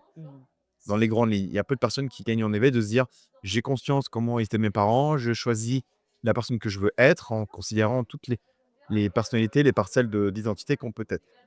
Et ça, il y en a très peu. Donc, on est sans cesse à reproduire notre environnement ou aller à l'opposé par dégoût, rejet, hostilité. Et tu es ici parce que tu veux garder de grandes lignes de conduite chrétiennes. Je connais notamment des femmes, qui venaient de la Libye notamment, des femmes chrétiennes dans un environnement assez strict, sont arrivées ici. En général, elles perdaient leur ligne de conduite, donc à plus préserver pour le mariage, par exemple. Ce qui n'est pas du tout un jugement, mais juste leur faire observer que dans un environnement strict, on est exposé à un environnement qui ne l'est pas du tout. On n'a pas été exposé aux vices, ça finit par être complètement attiré par ça. Parce que lorsqu'on dit: «Je souhaite absolument fuir cet environnement-là», ça c'est, le vice et le diable. «Ah mon Dieu, non, je vais pas les fréquenter», comme on a évoqué plus tôt. Ça crée une tension. Tu nourris le diable, Mmh. tu nourris le démon. Quand on n'est pas dans l'accueil, l'acceptation, comme tu as évoqué, le vrai homme de pouvoir, c'est quelqu'un qui est capable d'interagir avec eux, de s'ouvrir réellement. Ce sont des personnes qui sont en paix avec eux-mêmes et qui ne vont pas être influencées par ça, sans qu'il y ait de moindre tentation. La tentation, c'est nous qui la créons. Oui. Un obèse morbide, il est en diète, il est énormément addict par la malbouffe, il va dans un rayon de bouffe, il se dit, «Faut pas que je mange, faut pas que je mange, faut pas que je mange». Il fait que le nourrir. Il en a pas conscience et ça, c'est un paradoxe du cerveau. Mmh. Donc, tu décides de ne pas être bloqué, fermé dans l'approche chrétienne et tu décides de ne pas être en compensation, aller dans l'extrême en mode: «Putain, pétage de câble, j'en peux plus, hop, je vais à l'extrême opposé». Oui, c'est ça. Tu veux un équilibre, tu veux savoir qui tu veux être, quel chemin de vie est-ce que tu aimerais prendre en considérant énormément de possibilités, sans qu'il y ait une, perte d'énergie. Parce que si on est comme ça, on est X personnalité, on est X, identité et qu'on veut aller en une personnalité complètement différente, peut-être que là, tu es actuellement très introverti, tu vas aller énormément dans l'extraverti, ce qui peut être intéressant, ça va te demander beaucoup de temps, beaucoup d'énergie. Est-ce que c'est le temps et l'énergie que tu aimerais, fournir là-dessus et pas à d'autres choses? L'énergie et le temps, il n'est pas, illimité. Mmh. Donc, accueillir, accepter, ne pas être dans le rejet de ce que les valeurs chrétiennes t'ont fixé, hem et d'être dans cette réelle ouverture. De ce que j'ai pu te dire, est-ce que tu as des choses à m'évoquer? Est-ce que tu as des choses que tu aimerais rebondir? Mmh. Bah, jusqu'à là, c'est très pertinent. Bah, ça rejoint, les, sujets, qui ont été abordés par rapport, au questionnaire et jusqu'à là, j'ai rien d'autre à rajouter. Yes. Parce que dans l'imprévisibilité que peuvent avoir la gente féminine, c'est là où se cache le mystère, c'est là où se cache la séduction, c'est là où se cache, la réelle vulnérabilité. La La vulnérabilité la vu vulnérabilité. Oui. La vulnérabilité, c'est d'être à l'aise d'évoquer des choses, qui peuvent être perçues comme des faiblesses, Mmh. hem et que lorsqu'on l'évoque, c'est qu'on montre qu'on n'est pas affecté, on présente ça comme étant, bah, c'est pas un point faible, on est tranquille Mmh.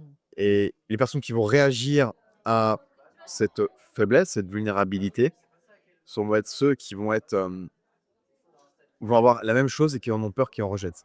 Comme un maigre qui dirait sur internet, «Salut les gars, je fais 20 centimètres, 15 centimètres de tour de bras, je veux me muscler». Les personnes qui vont réagir négativement, ça vont pas être les mecs qui vont faire un peu de sport, qui ont un petit peu de bras, ça va être les maigrichons ou les obèses morbides. Parce que ce sont eux qui ont abandonné, la démarche de s'améliorer Oui. parce qu'ils ont été confrontés à la difficulté et ils ont préféré ne pas se dire: «Bah, je suis faible, je suis lâche, je refuse de de me développer Mmh. et je vais m'excuser en disant que c'est la faute de la société, c'est la faute de la génétique, c'est la faute de la qualité de l'alimentation aujourd'hui dans notre société». Et là, ça va être pareil. Les personnes dans la foi chrétienne qui refuseraient d'exposer leurs failles en chrétienté ou le fait qu'ils aient cédé un petit peu, voilà, Mmh. sont des personnes qui vont garder ça au fond d'eux, qui, vont voir ça comme une faiblesse et dès que tu as quelqu'un qui va être au courant, ils vont se sentir, énormément désemparés, ils vont se sentir très affaiblis. Ça va impacter leur image, sociale, du moins l'image qu'ils se perçoivent, qu'ils renvoient auprès d'autrui. Tout est corrélé, tout est corrélé. Ensuite, le moteur caché de ton ambition. Tu as peur de ne pas être reconnu parce que tu as énormément d'ambition. Tu as eu comme moteur ta famille, ton entourage, ta communauté religieuse. Tu as pas envie de décevoir parce qu'on t'a mis l'étiquette: «Ah, je suis intelligent, surdoué, regarde, je suis fort, je suis ambitieux, je suis un acharné», et tu as peur de décevoir. Et ça, c'est un moteur. C'est un moteur. Est-ce que tu penses que c'est un bon moteur ou un moteur, négatif à la longue? C'est un moteur qui est c'est entre guillemets un moteur qui est voué à finir, ça reste une bombe ou Une bombe? pas où ça au bout d'un moment ça va plus marcher, ça va se retourner contre soi. Ouais, se retourner contre soi? C'est-à-dire qu'est-ce que ça peut amener d'utiliser ce moteur? Bah, ce moteur-là, enfin, ça pourrait, aider à atteindre, ses objectifs, voire, encore plus. Mais, au bout d'un moment, il y aura un problème de le monde extérieur, j'ai atteint plein de choses, mais comment ça se fait qu'à l'intérieur, je me sens toujours aussi mauvais? C'est ça. La société, notre communauté, notre famille, nos Mmh. proches nous mettent la pression, nous mettent beaucoup d'exigences et ils espèrent beaucoup de choses auprès de nous. Si on faillit à ça, on aura l'impression de les avoir trahis Mmh. et on aura l'impression d'être humilié. Il y a rien de pire, la honte. Il y a rien de pire. Donc effectivement, un moteur, tel que celui-ci, c'est à double tranchant. Ça peut être un excellent moteur pour avancer, ça peut être un excellent moteur pour déclencher des actions. Mmh. Comme il y a c'est pas forcément mauvais. Moi, ce qui m'a incité à me mettre à la muscu, au sport de combat, c'était, bah, tiens, je vais être plus fort que les autres, j'en ai marre de me faire agresser, je veux plaire à la femme, je veux qu'elle se sente en sécurité à mes côtés. Parce qu'aujourd'hui, c'est plutôt assez réussi. Eh bien, ça a commencé par ça.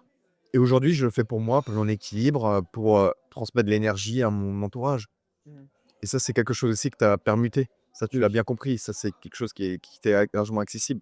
Hem, donc, tu as peur du décevoir, tu as peur de gâcher ton potentiel et là, tu as perçu que c'était un moteur qui t'a déclenché des actions Mmh. et que si tu le gardes à la longue, ça va te retourner contre toi. Tard, tout comme la tronçonneuse, tu es là pour abattre l'arbre, tu es là pour abattre l'ennemi, tu peux pas envoyer en pleine gueule. C'est un peu dommage ça. Mmh. Donc, le problème, c'est pas tes valeurs ou les valeurs de la société. Le problème, c'est pas les femmes, qu'elles soient le copte d'Égypte ou les femmes en France. Mmh. C'est pas un problème de volonté parce que tu l'as largement su le montrer. C'est, bah, la réintégration émotionnelle. Mmh. Tu as coupé tes émotions Oui. pour, s'aligner et ne plus avoir une réelle faille. Mmh. Une réelle faille, c'est utiliser ce moteur-là, tu les déçois, tu te prends ça en pleine gueule, tu as mal, une réaction émotionnelle, c'est pas ouf. Mmh. Si tu arrives à t'en détacher, ça va être beaucoup mieux. C'est ça. Merveilleux. OK. Ensuite, hem, l'objectif, c'est de réconcilier la vertu avec la vitalité que tu te coupes, parce que tu as pris la voie du prêtre qui est là pour sanctionner ceux qui se détournent de la voie de Dieu, alors que chacun a son propre chemin.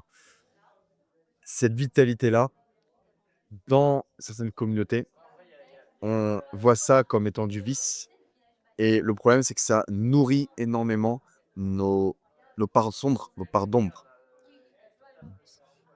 Je vais prendre une image, très violente, sachant que tu es chrétien. Ça concerne toutes les religions. Quelqu'un qui s'enferme dans un dogme à l'extrême, qui ne s'écoute pas, qui fait pas un réel travail au profond, il se rendra toujours en pleine gueule. À l'image des prêtres pédocriminels, Mmh. ils ont pris un chemin, ils pensaient être justes et en fait, ils résistent pas. À un moment donné, ils cèdent. Comme l'obèse morbide, soit il se déconnecte complètement de son cœur et il perd énormément de points de QI, de QE, sur l'intelligence, émotionnelle aussi, et qu'il se bloque complètement là-dessus, il est ultra borné. Tu vois, à l'image des anciens ultra bornés, ultra têtus, qui sont ultra fermes, qui cèdent sur rien, ça donne ça. Et il te propage cette peur, cette haine, cette hostilité au fond de soi, sans compromis, sans nuance, sans équilibre, sans intelligence sociale émotionnelle. Donc, il y a des personnes qui se retrouvent dans ce choix-là, soit OK, je cède, soit je finis comme ça. Mmh. Donc, il y a des prêtres qui ont cédé, ils ont fait un retour en arrière. Donc, soit ils ont eu des relations avec des femmes, ou soit ils ont fait ce qu'il y a de pire. Donc, je garde toujours cette métaphore des personnes qui veulent forcer, forcer, forcer, forcer. Hem, que c'est pas la bonne manière d'entreprendre des bons chemins. C'est bien, prendre les chemins Mmh. ultra ambitieux. Seulement, c'est qu'on peut atteindre ces chemins-là sans avoir, ce moteur-là. À l'image de Mike Tyson qui a fait 5 ans d'abstinence. C'est Oui. génial et c'est incroyable, il a atteint un super fort. On sait que l'abstinence déclenche des choses au fond de soi et qu'il faut avoir des phases de notre vie où il faut en avoir de très, très longues. Et une fois que c'est fait, c'est entamé, on a fait une découverte au fond de soi, on a pu y arriver avec un chemin sain avec soi, pas avec un chemin de confrontation tel que l'obèse morbide qui traverse des rayons de McDo, de malbouffe et de bonbons, à se dire: «Non, je reste réaliste». Forcément qu'il visualise toujours ne rien lâcher. On s'imagine en train d'être suspendu sur une barre de traction Mmh. qui peut tenir, indéfiniment si une barre de traction. Même un champion d'escalade qui tient 1 heure ou 2, il peut pas. Qu'est-ce que tu en penses? Ah, je pense que je te rejoins complètement sur ce point-là où le moteur, que j'utilise actuellement n'est pas un bon moteur pour le long terme et que, à l'image de à l'image de quelqu'un qui pourrait, tout à fait atteindre, les mêmes objectifs que je me fixe sans passer par autant de complexité, et de chemins complexes avec des obstacles. Je pense que si j'en suis là aujourd'hui, c'est pour, justement trouver un compromis entre, mes valeurs, la personne que je suis et réadapter tout ça pour, avoir un moteur qui est moins coûteux en santé, émotionnelle, entre autres. Cas concret, tu as une femme séduisante Mmh. qui te fait un peu de charme, Mmh. qui n'est pas dans une tenue traditionnelle. Mmh. Que vas-tu faire? Quelle va être ta réaction? En temps normal, je la calculerai pas tant que ça. Tu la calmes pas déjà de base? Je la calculerai pas tant que ça. Peut-être Ah OK, un même regard, en temps, mais OK. et tout, un regard, mais Tu ressens du désir, qu'est-ce que tu vas faire? comment? Si tu ressens du désir, qu'est-ce que tu vas faire? Alors, c'est une bonne question parce que j'ai l'habitude de contrôler, ce désir et de le garder le contrôle dessus et pas que ce soit l'inverse, que ce soit lui qui nous contrôle. OK. Quelle est la définition de contrôler dans ce contexte? Contrôler, c'est-à-dire, reconnaître, la présence du désir, mais, le reconnaître et essayer de l'observer d'un point de vue, externe et pas d'un point de vue de quelque chose qui est inévitable et à laquelle je dois céder. OK. À l'image, donc est-ce que tu connais les Harry Potter? Comment? Harry Potter, tu Je connais? connais, oui. Ouais. Le Quidditch où tu as une balle qui arrête pas de gigoter. Mmh. C'est de le contrôler, mais en fait, elle fait que de s'amplifier, elle fait que de se renforcer, elle bouge de plus en plus. OK. Est-ce qu'il faudrait la laisser, s'épanouir à un moment donné ou est-ce Mmh. qu'il faudrait encore plus le contrôler? Faudra la laisser s'épanouir parce que au bout d'un moment, ce sera impossible de la garder. Mmh. Donc le désir, est-ce qu'il faut le contrôler? Est-ce qu'il faut être ferme et le mettre sous le tapis ou le réprimander? Ou est-ce qu'il faudrait plutôt, laisser aller certaines choses sans aller à un certain stade, hein? Alors il faudrait lui laisser un certain degré de liberté. Mmh. OK, et comment est-ce que ça peut se manifester? Dans l'exemple, la mise en contexte ici. On parle de ressentir le désir, Mmh. pas d'agir en conséquent OK. dans le désir. La nuance, elle est là et c'est ce qu'on va évoquer après.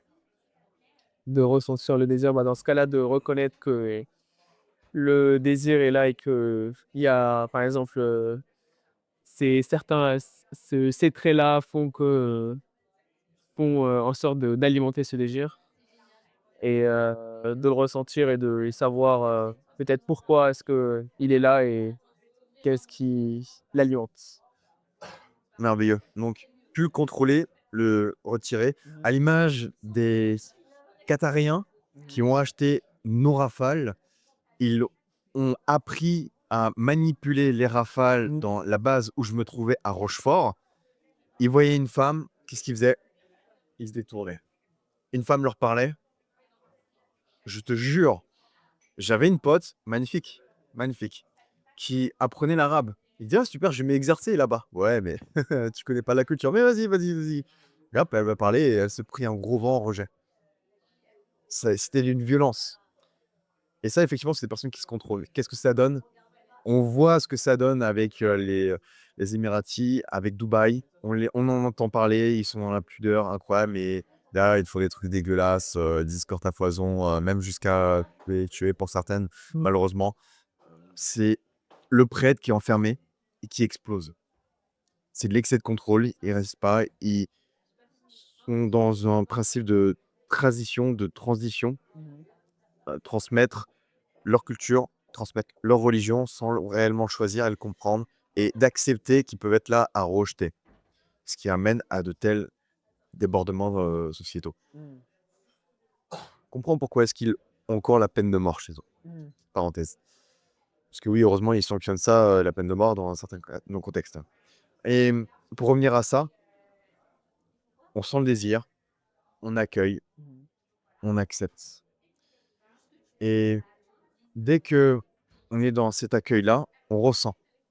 On ressent, on acquiert de l'expérience dans le ressenti de cette émotion-là. On accueille, on voit toutes les diversités, les nuances de cette émotion-là. Et après, on choisit ce qu'on en fait. Lorsque on rejette l'émotion, c'est qu'on rejette une partie de ce que nous sommes, une partie d'un potentiel qu'on peut développer. C'est comme avoir une aptitude physique, comme nager. On refuserait l'eau. J'ai peur de nager.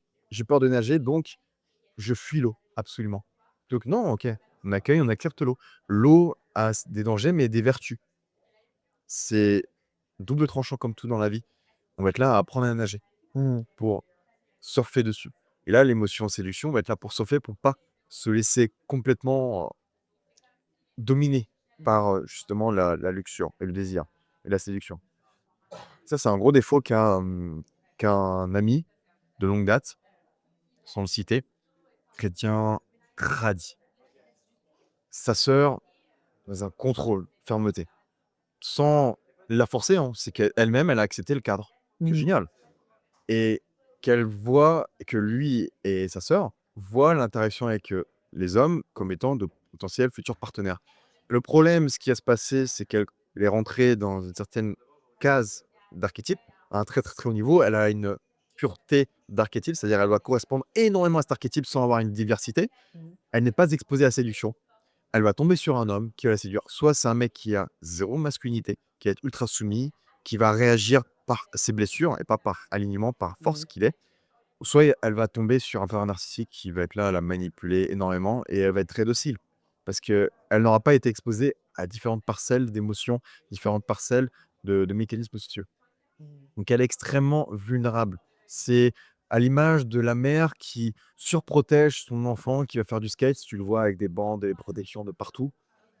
Une fois qu'il va le retirer, il va juste tomber, il va se casser en 2 parce que ça a été des protections qu'il a défendues, plus que ça. C'est problématique comme, en sport de combat, boxe thaï, tu tapes avec ton tibia, il faut y aller progressivement de plus en plus fort, pas aller d'un seul coup très fort. Et les personnes qui n'ont jamais tapé directement avec leur propre tibia, ils vont toujours avoir une protection. Le jour où ils vont taper sans leur protection, ils auront la force, la technique de taper très, très fort, sans protection cette fois-ci, et ils vont se péter en 2. Alors que si jamais ils avaient retiré la protection et tapaient progressivement petit à petit pour se renforcer, pour renforcer ses os, ses articulations, qu'est-ce que ça va donner? C'est quelqu'un qui va être très résilient, qui va être là à taper à casser du bambou à à Van Damme, tu vois? Oui. Donc le désir, on l'accueille, on l'accepte et les Émirats que j'ai cités, qui contrôlaient, qui rejetaient complètement ces émotions, vont pas être maîtres d'eux-mêmes. Ils vont un jour accueillir cette émotion et ils vont agir par pulsion jusqu'à aller, faire un V. Accueillir et accepter, distinguer désir de la faute, c'est qu'est-ce qu'on en fait de ces émotions? De ce que moi j'en ai compris, rectifie-moi, tu as une meilleure, connaissance que moi de la religion. On ne nous sanctionne pas de ressentir certaines choses, mais on nous sanctionne de ce qu'on en fait. Tu valides? Je valide, oui. Merveilleux, on est bon. Qu'est-ce que tu as pensé de mon long monologue? Ça va, tu t'es pas ennuyé? Il a fait bah, C'était très pertinent et c'était, plutôt illuminant dans le sens où j'ai tendance à manquer de nuance sur l'aspect entre, le ressenti et l'action.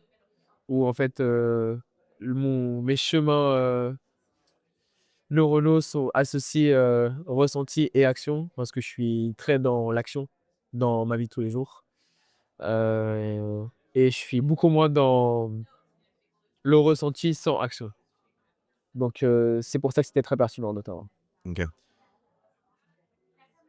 2 profils différents, il y en a un qui serait que dans l'action, sans le ressenti et l'autre qui serait dans le ressenti et l'action, sans être dominé par le ressenti, bien entendu. Lequel des 2 serait le plus à même d'atteindre ses objectifs et ses ambitions, selon toi? Celui qui ressent et agit. Pourquoi? Il a une certaine, énergie en plus par rapport à celui qui agit sans ressentir. Il a quelque chose d'alimente, en plus. C'est comme, avoir une, 2e batterie alors que le deuxième il a qu'une seule batterie. Bah, une fois que c'est déchargé, faut la recharger, faut, se reposer, faut dormir. Alors que l'autre, peut dire: «Bon, bah, j'ai, usé ma première, j'ai encore ma deuxième, allons-y». Mmh. Merveilleux et c'est ce qui t'a amené à accepter ce, pas café, mais chocolat chaud et qu'on se fasse cet exercice-là, C'est ça. qui est vraiment très sympa, ce travail de coaching et effectivement, c'est que tu t'es senti déconnecté de tes émotions. Tu t'es senti déconnecté de tes émotions et tu sais une partie de toi-même et même un moteur en moins et tu as une image de certaines personnes, sans même que tu me le dises, je sais. Tu as l'image de certaines personnes que tu te dis: «Je veux pas ressembler à eux». Ils sont pas conscients d'eux-mêmes, ils sont pas connectés avec eux-mêmes, pas réellement connectés avec les autres. Ils sont dans une programmation d'automatique et c'est quelque chose que tu refuses. Oui. Et c'est également quelque chose que tu as vu dans la finance et c'est le sujet suivant, la finance. Est-ce que tu pourrais un peu plus, contextualiser et la finance un peu plus et ta voie, la voie que tu veux entreprendre là-dedans? Alors j'ai décidé de me tourner vers la finance pour, plusieurs raisons. Je vais essayer de te les regrouper en un seul point, dans le sens où, dans la vie, j'ai remarqué qu'il y avait, 3 cercles, où il y avait une intersection avec ces 3 cercles-là. Donc les choses dans lesquelles, on est bon, par exemple, Pardon? dans les choses dans lesquelles on a des compétences, on est bon dedans. OK. Le deuxième cercle, c'est, les choses dans lesquelles, heu, on a un certain intérêt, on porte un certain intérêt vers ces choses-là et les choses vers lesquelles, les gens ou la société seraient prêts à nous payer, pour faire telle ou telle action. Donc la finance, c'est, un mélange de ces 3 là, mais je dirais c'est surtout un mélange de les choses pour lesquelles, on serait prêt, à me payer tel ou tel salaire, plus, une bonne partie, parce que ça m'intéresse et c'est peut-être, je minimise un peu mes capacités, mais je sais que j'ai pas plus de capacités que n'importe qui d'autre, fait que je suis travailleur. Mais donc c'est, pour ces raisons-là que je me suis décidé à m'orienter vers la finance. Tu m'as dit quelque chose de très intéressant qui est que dans la finance, dans le trading notamment, on met à risque nos finances, Mmh. comme tout le monde, on met dans le panier et on essaie de récupérer plus que ce que l'on a mis C'est ça, et que lorsqu'on prend plus que ce qu'on a mis, comme au poker, il y en a qui perdent. Il y en a qui inévitablement perdent. oui. Inévitablement, c'est obligatoire et tu t'es un peu senti: «Ouais, mais ça fait chier un peu, je me sens un peu mal», c'est ça? Un peu oui. OK et quelle est la vision chrétienne dans ce domaine-là? Alors la vision chrétienne, ça serait, donc voir la finance comme,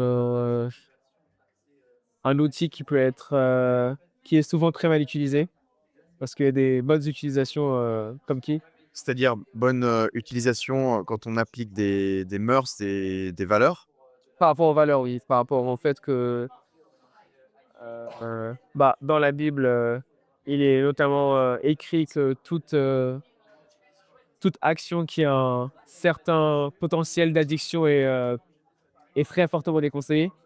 Donc, sur l'aspect financier, qu'il soit professionnel ou pas, il y a une certaine sensation qui pourrait, donner, lieu à naissance, d'addiction et donc, c'est ça qui pourrait être en conflit avec, la religion. En plus des faits, en plus, du conflit par rapport aux valeurs.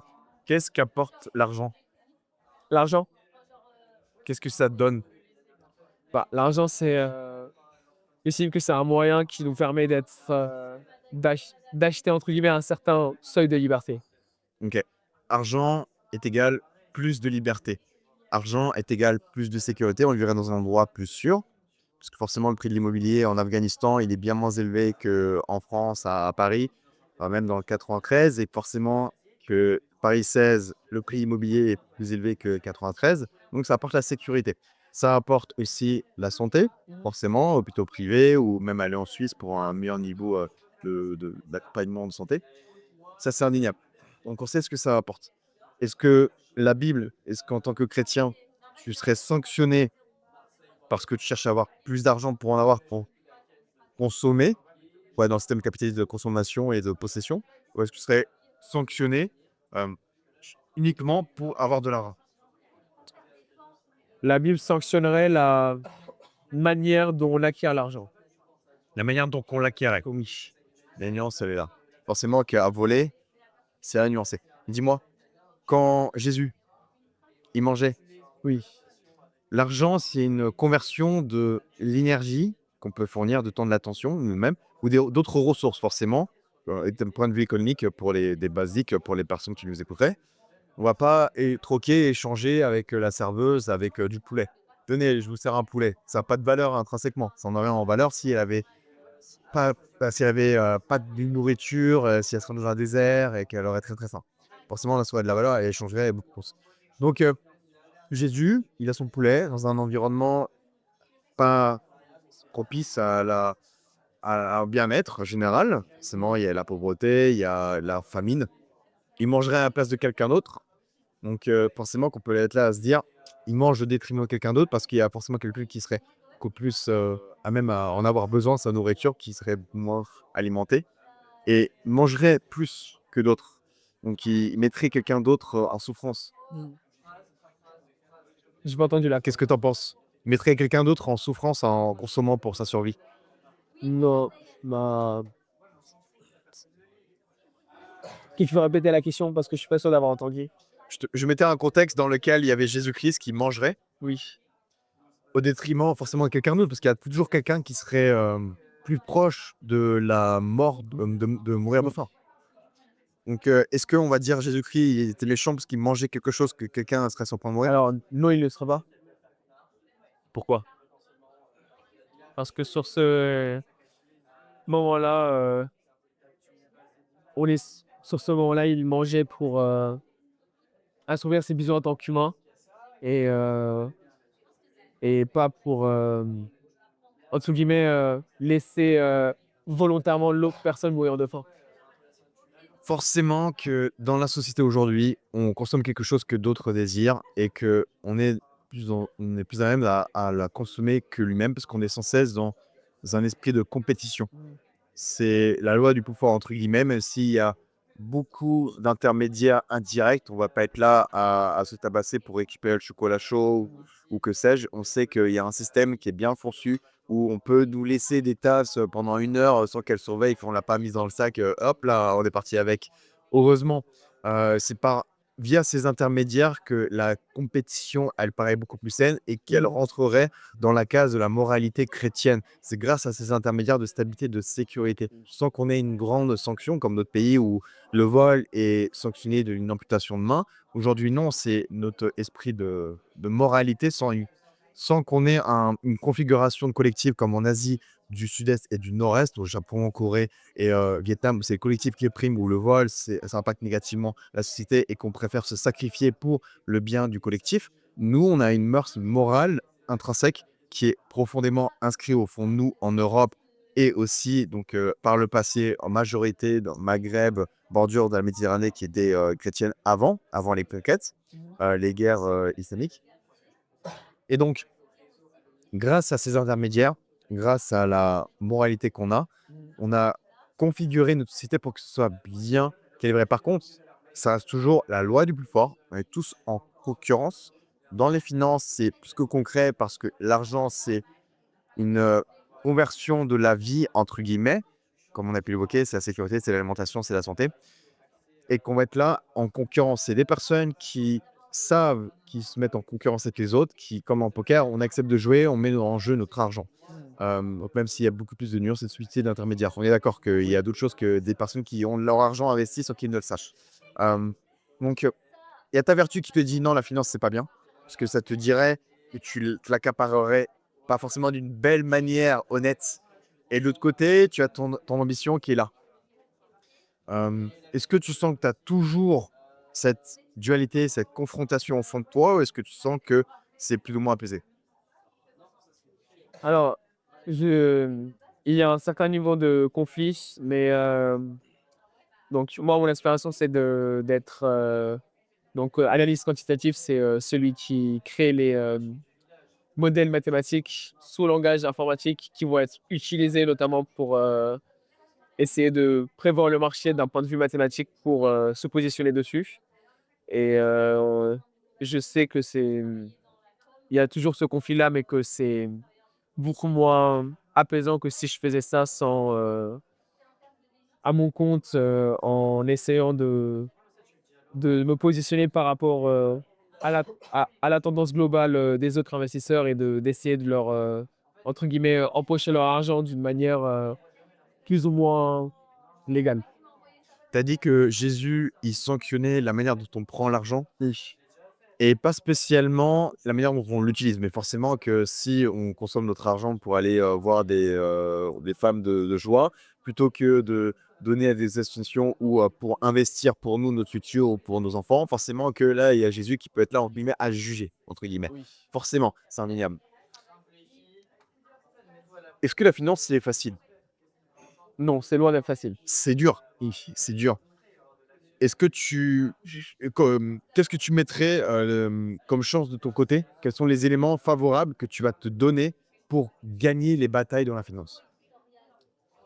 Bonne question. Alors, ce que je mettrais de mon côté, c'est, donc investir du temps et de l'énergie dans une éducation, qui est propice à comprendre, Éducation financière. les marchés. Une deuxième chose, c'est, la discipline, être prêt à beaucoup travailler, Beaucoup de sacrifices, beaucoup de discipline. sacrifices. Et troisièmement, être prêt à avoir à Espérer, délayer dopamine. à délayer la gratification pour, peut-être, restreindre son mode de vie actuel pour, d'ici 3, 4, 5 ans, avoir un meilleur mode de vie. Donc, éducation financière avec des études, se former, également en mathématiques, analyse de marché. Discipline, accepter de vivre en dessous de ses moyens, Mmh. accepter de ne pas partir en vacances, de ne pas s'acheter de belles choses, une belle montre ou que sais-je. Oui. Et 3e, bah, forcément, on a relié les 2 donc tu en as que deux gros éléments.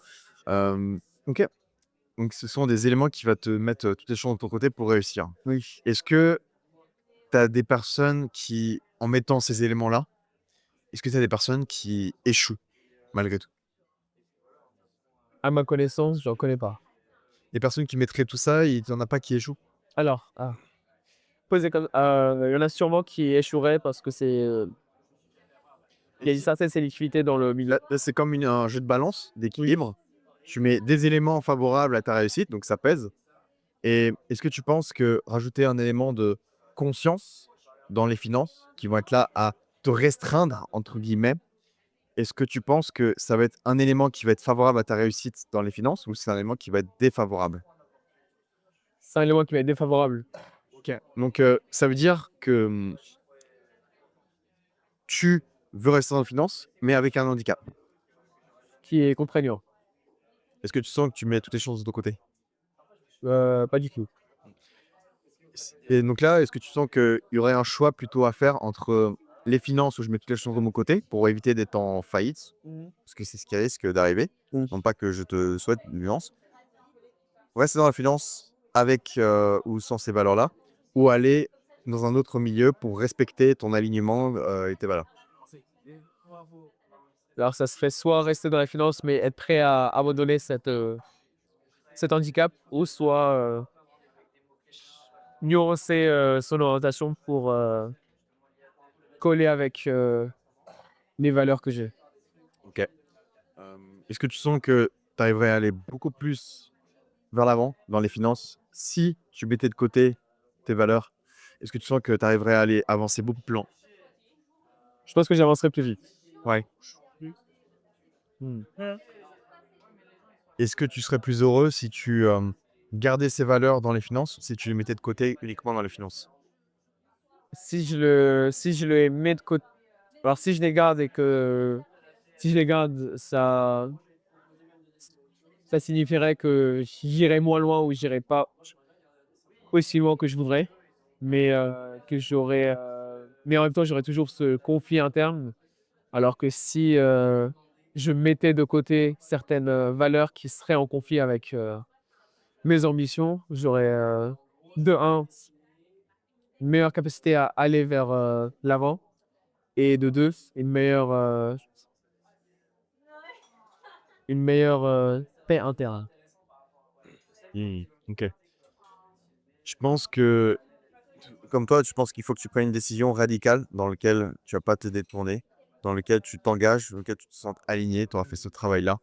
Hem, Ce que j'ai pu dire à une connaissance qui était très, très portée dans sa foi aussi, c'est qu'il est préférable d'avoir l'argent de personnes qui le consommeraient mal, hem, même s'il y aurait un peu de la moralisation et qu'il y aura du jugement dans ces décisions-là.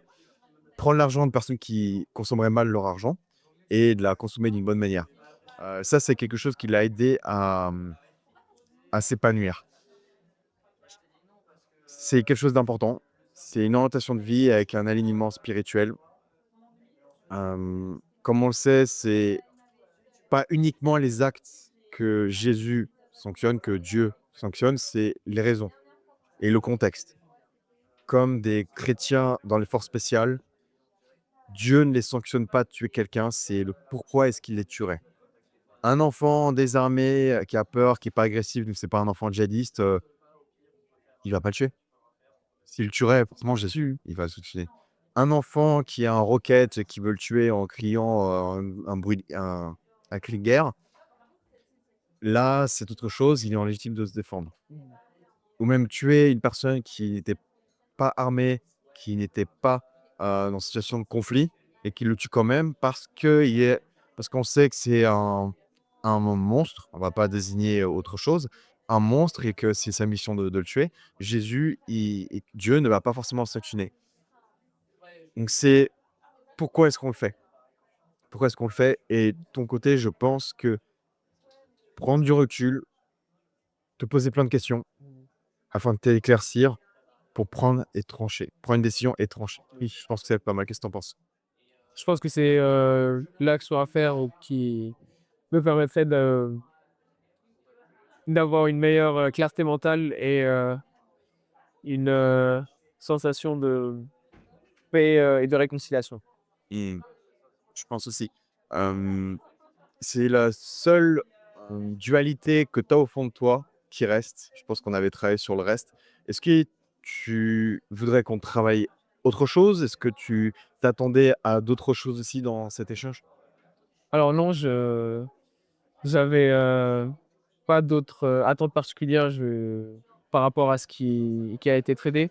Je suis satisfait des sujets qui ont été abordés au contraire et l'échange a été très instructif, en tout cas de mon côté pour, avoir plus de recul par rapport, aux choses sur lesquelles, je dois trancher, les choses auxquelles je dois nuancer et les choses auxquelles je dois connecter le ressenti avec l'action. OK. Donc, pour récapituler, confrontation interne de l'excès de discipline en coupant le cœur. Mmh. Ça maintenant, corrélation, c'est tes valeurs chrétiennes qui bloquaient avec la séduction, avec le désir, qui rejetaient complètement ton désir et qu'aujourd'hui, les premières interactions se doivent être dans la découverte de l'autre, mais aussi dans la phase de séduction, de ne pas être dans le rejet. Mmh. Comme tu as pu le dire, c'était, ouais, tu manques un peu de rentre dedans, la sexualisation. Oui. La sexualisation, le côté taquin, montrer à l'aise avec ça, qu'on pourrait vivre de bons moments avec, madame. Mmh. Donc, sur papier, tu es l'homme parfait. Les hommes comme ça aujourd'hui, même si tu compenses beaucoup avec la testo qu'on ressent, ils finissent dans la blue pill, ils finissent, un peu homme soja. Mmh. C'est un peu péjoratif à leur égard, mais c'est leur condition Mmh. de vie. et ils finissent cocu ou alors ils prennent une femme qui était dans l'ultra toxicité, qui se met à chercher à avoir de la stabilité financière plutôt qu'autre chose. Donc avoir cet équilibre-là, ça favorisait beaucoup plus d'épanouissement. Je pense que ça peut être beaucoup mieux. Je pense qu'on a du tout. Je repasse rapidement sur tout ce qui est notes. Euh, le surmoi moral très organisé, les règles, évitement des tensions, discipline, capacité d'effort réel, vision masculine assez classique et assumée. Le nœud central, c'est toujours les émotions que tu refusais de ressentir, moins certaines. Ça fonctionne bien dans certains domaines qui nécessitent du contrôle, quoique. Dans le sport, on a besoin de ressentir pour, dans le football, ressentir ce que voudrait notre coéquipier comme stratégie sur l'instant T, être connecté. Dans la musique, pareil, être ressenti dans un certain flow, c'est que les plus grands musiciens sont connectés avec leurs émotions. Oui. Sans ça, il n'y a pas d'âme. Ça serait une musique créée avec l'IA. Forcément que ça n'aurait pas de valeur. Dans le travail, dans la finance, c'est l'un des seuls domaines où il faut couper complètement ses émotions parce qu'on ne peut pas se mettre à interagir avec des graphes complètement déconnectés des émotions. Tu as accepté de sortir de l'anesthésie émotionnelle dans tes interactions émotionnelles. Tu as grandi dans un environnement, pas forcément que tu n'as pas été dans un conflit direct, mais par les tensions et par l'héritage transmis par ta famille, que même si elle pourrait vivre en France. Donc, tu as eu un territoire de confrontation assez hostile dans la défense de soi, ce qui t'amène à idolâtrer énormément Saint-Michel, qui est beaucoup plus dans le combat que Jésus et qui est plus dans la reconversion du cœur. Chacun a son rôle ici sur Terre. Donc le conflit majeur interne que tu avais, c'était la foi, c'était la peur aussi, avec le désir. Donc vouloir une femme en rejetant le désir et la, la séduction qui est aussi rejetée quelque part une part de la féminité de la femme, ça tu acceptes finalement de t'initier sans forcément toucher pour mes soirs, mais de garder tes mœurs, tes valeurs, mais en initiant certaines choses. Euh, dissocier dissocier le désir avec le diable, c'est toujours le cheminement là-dessus, même si dans la définition qu'on peut y donner dans l'origine, séduction, c'est la tentation, manipulation, diable. Et qui est à l'origine de ça, c'est pas Jésus, qui lui fait que séduire. Il séduit, il séduit, il séduit. Et pourtant, il n'a pas été quitté de diable parmi les prêtres qui ont écrit les lignes de définition, lignes de code, programmation des chrétiens qui restent là-dessus. Que pour réellement connecter avec notre foi, c'était d'accepter, de prendre le choix que le Christ nous a donné, d'avoir le choix d'une vie chrétienne ou non chrétienne, et pas de s'imposer de force. Quand on s'impose de force, on est dans le rejet, dans le conflit au fond de soi, tel que j'ai pu l'évoquer avec les Catariens à rejeter complètement, à échanger l'interaction avec la gente féminine comme ça. Ne plus chercher à être l'irréprochable, être moins dans le contrôle. L'excès de contrôle, ça peut engendrer le chaos, même si on a qui réussissent très bien, mais à l'intérieur d'eux, il y a toujours des compromis là-dessus, rien n'est parfait. Je pense qu'on a fait le tour. Le moteur, effectivement, le moteur caché. Le moteur caché au fond de toi, c'était la pression de la famille, la pression de la communauté, réussir, l'étiquette du surdoué, le mec, énorme, énorme potentiel, ambition, il peut tout réussir. C'est génial. Il y a le revers de la médaille, comme une épée, on attaque, mais elle peut se retourner contre nous.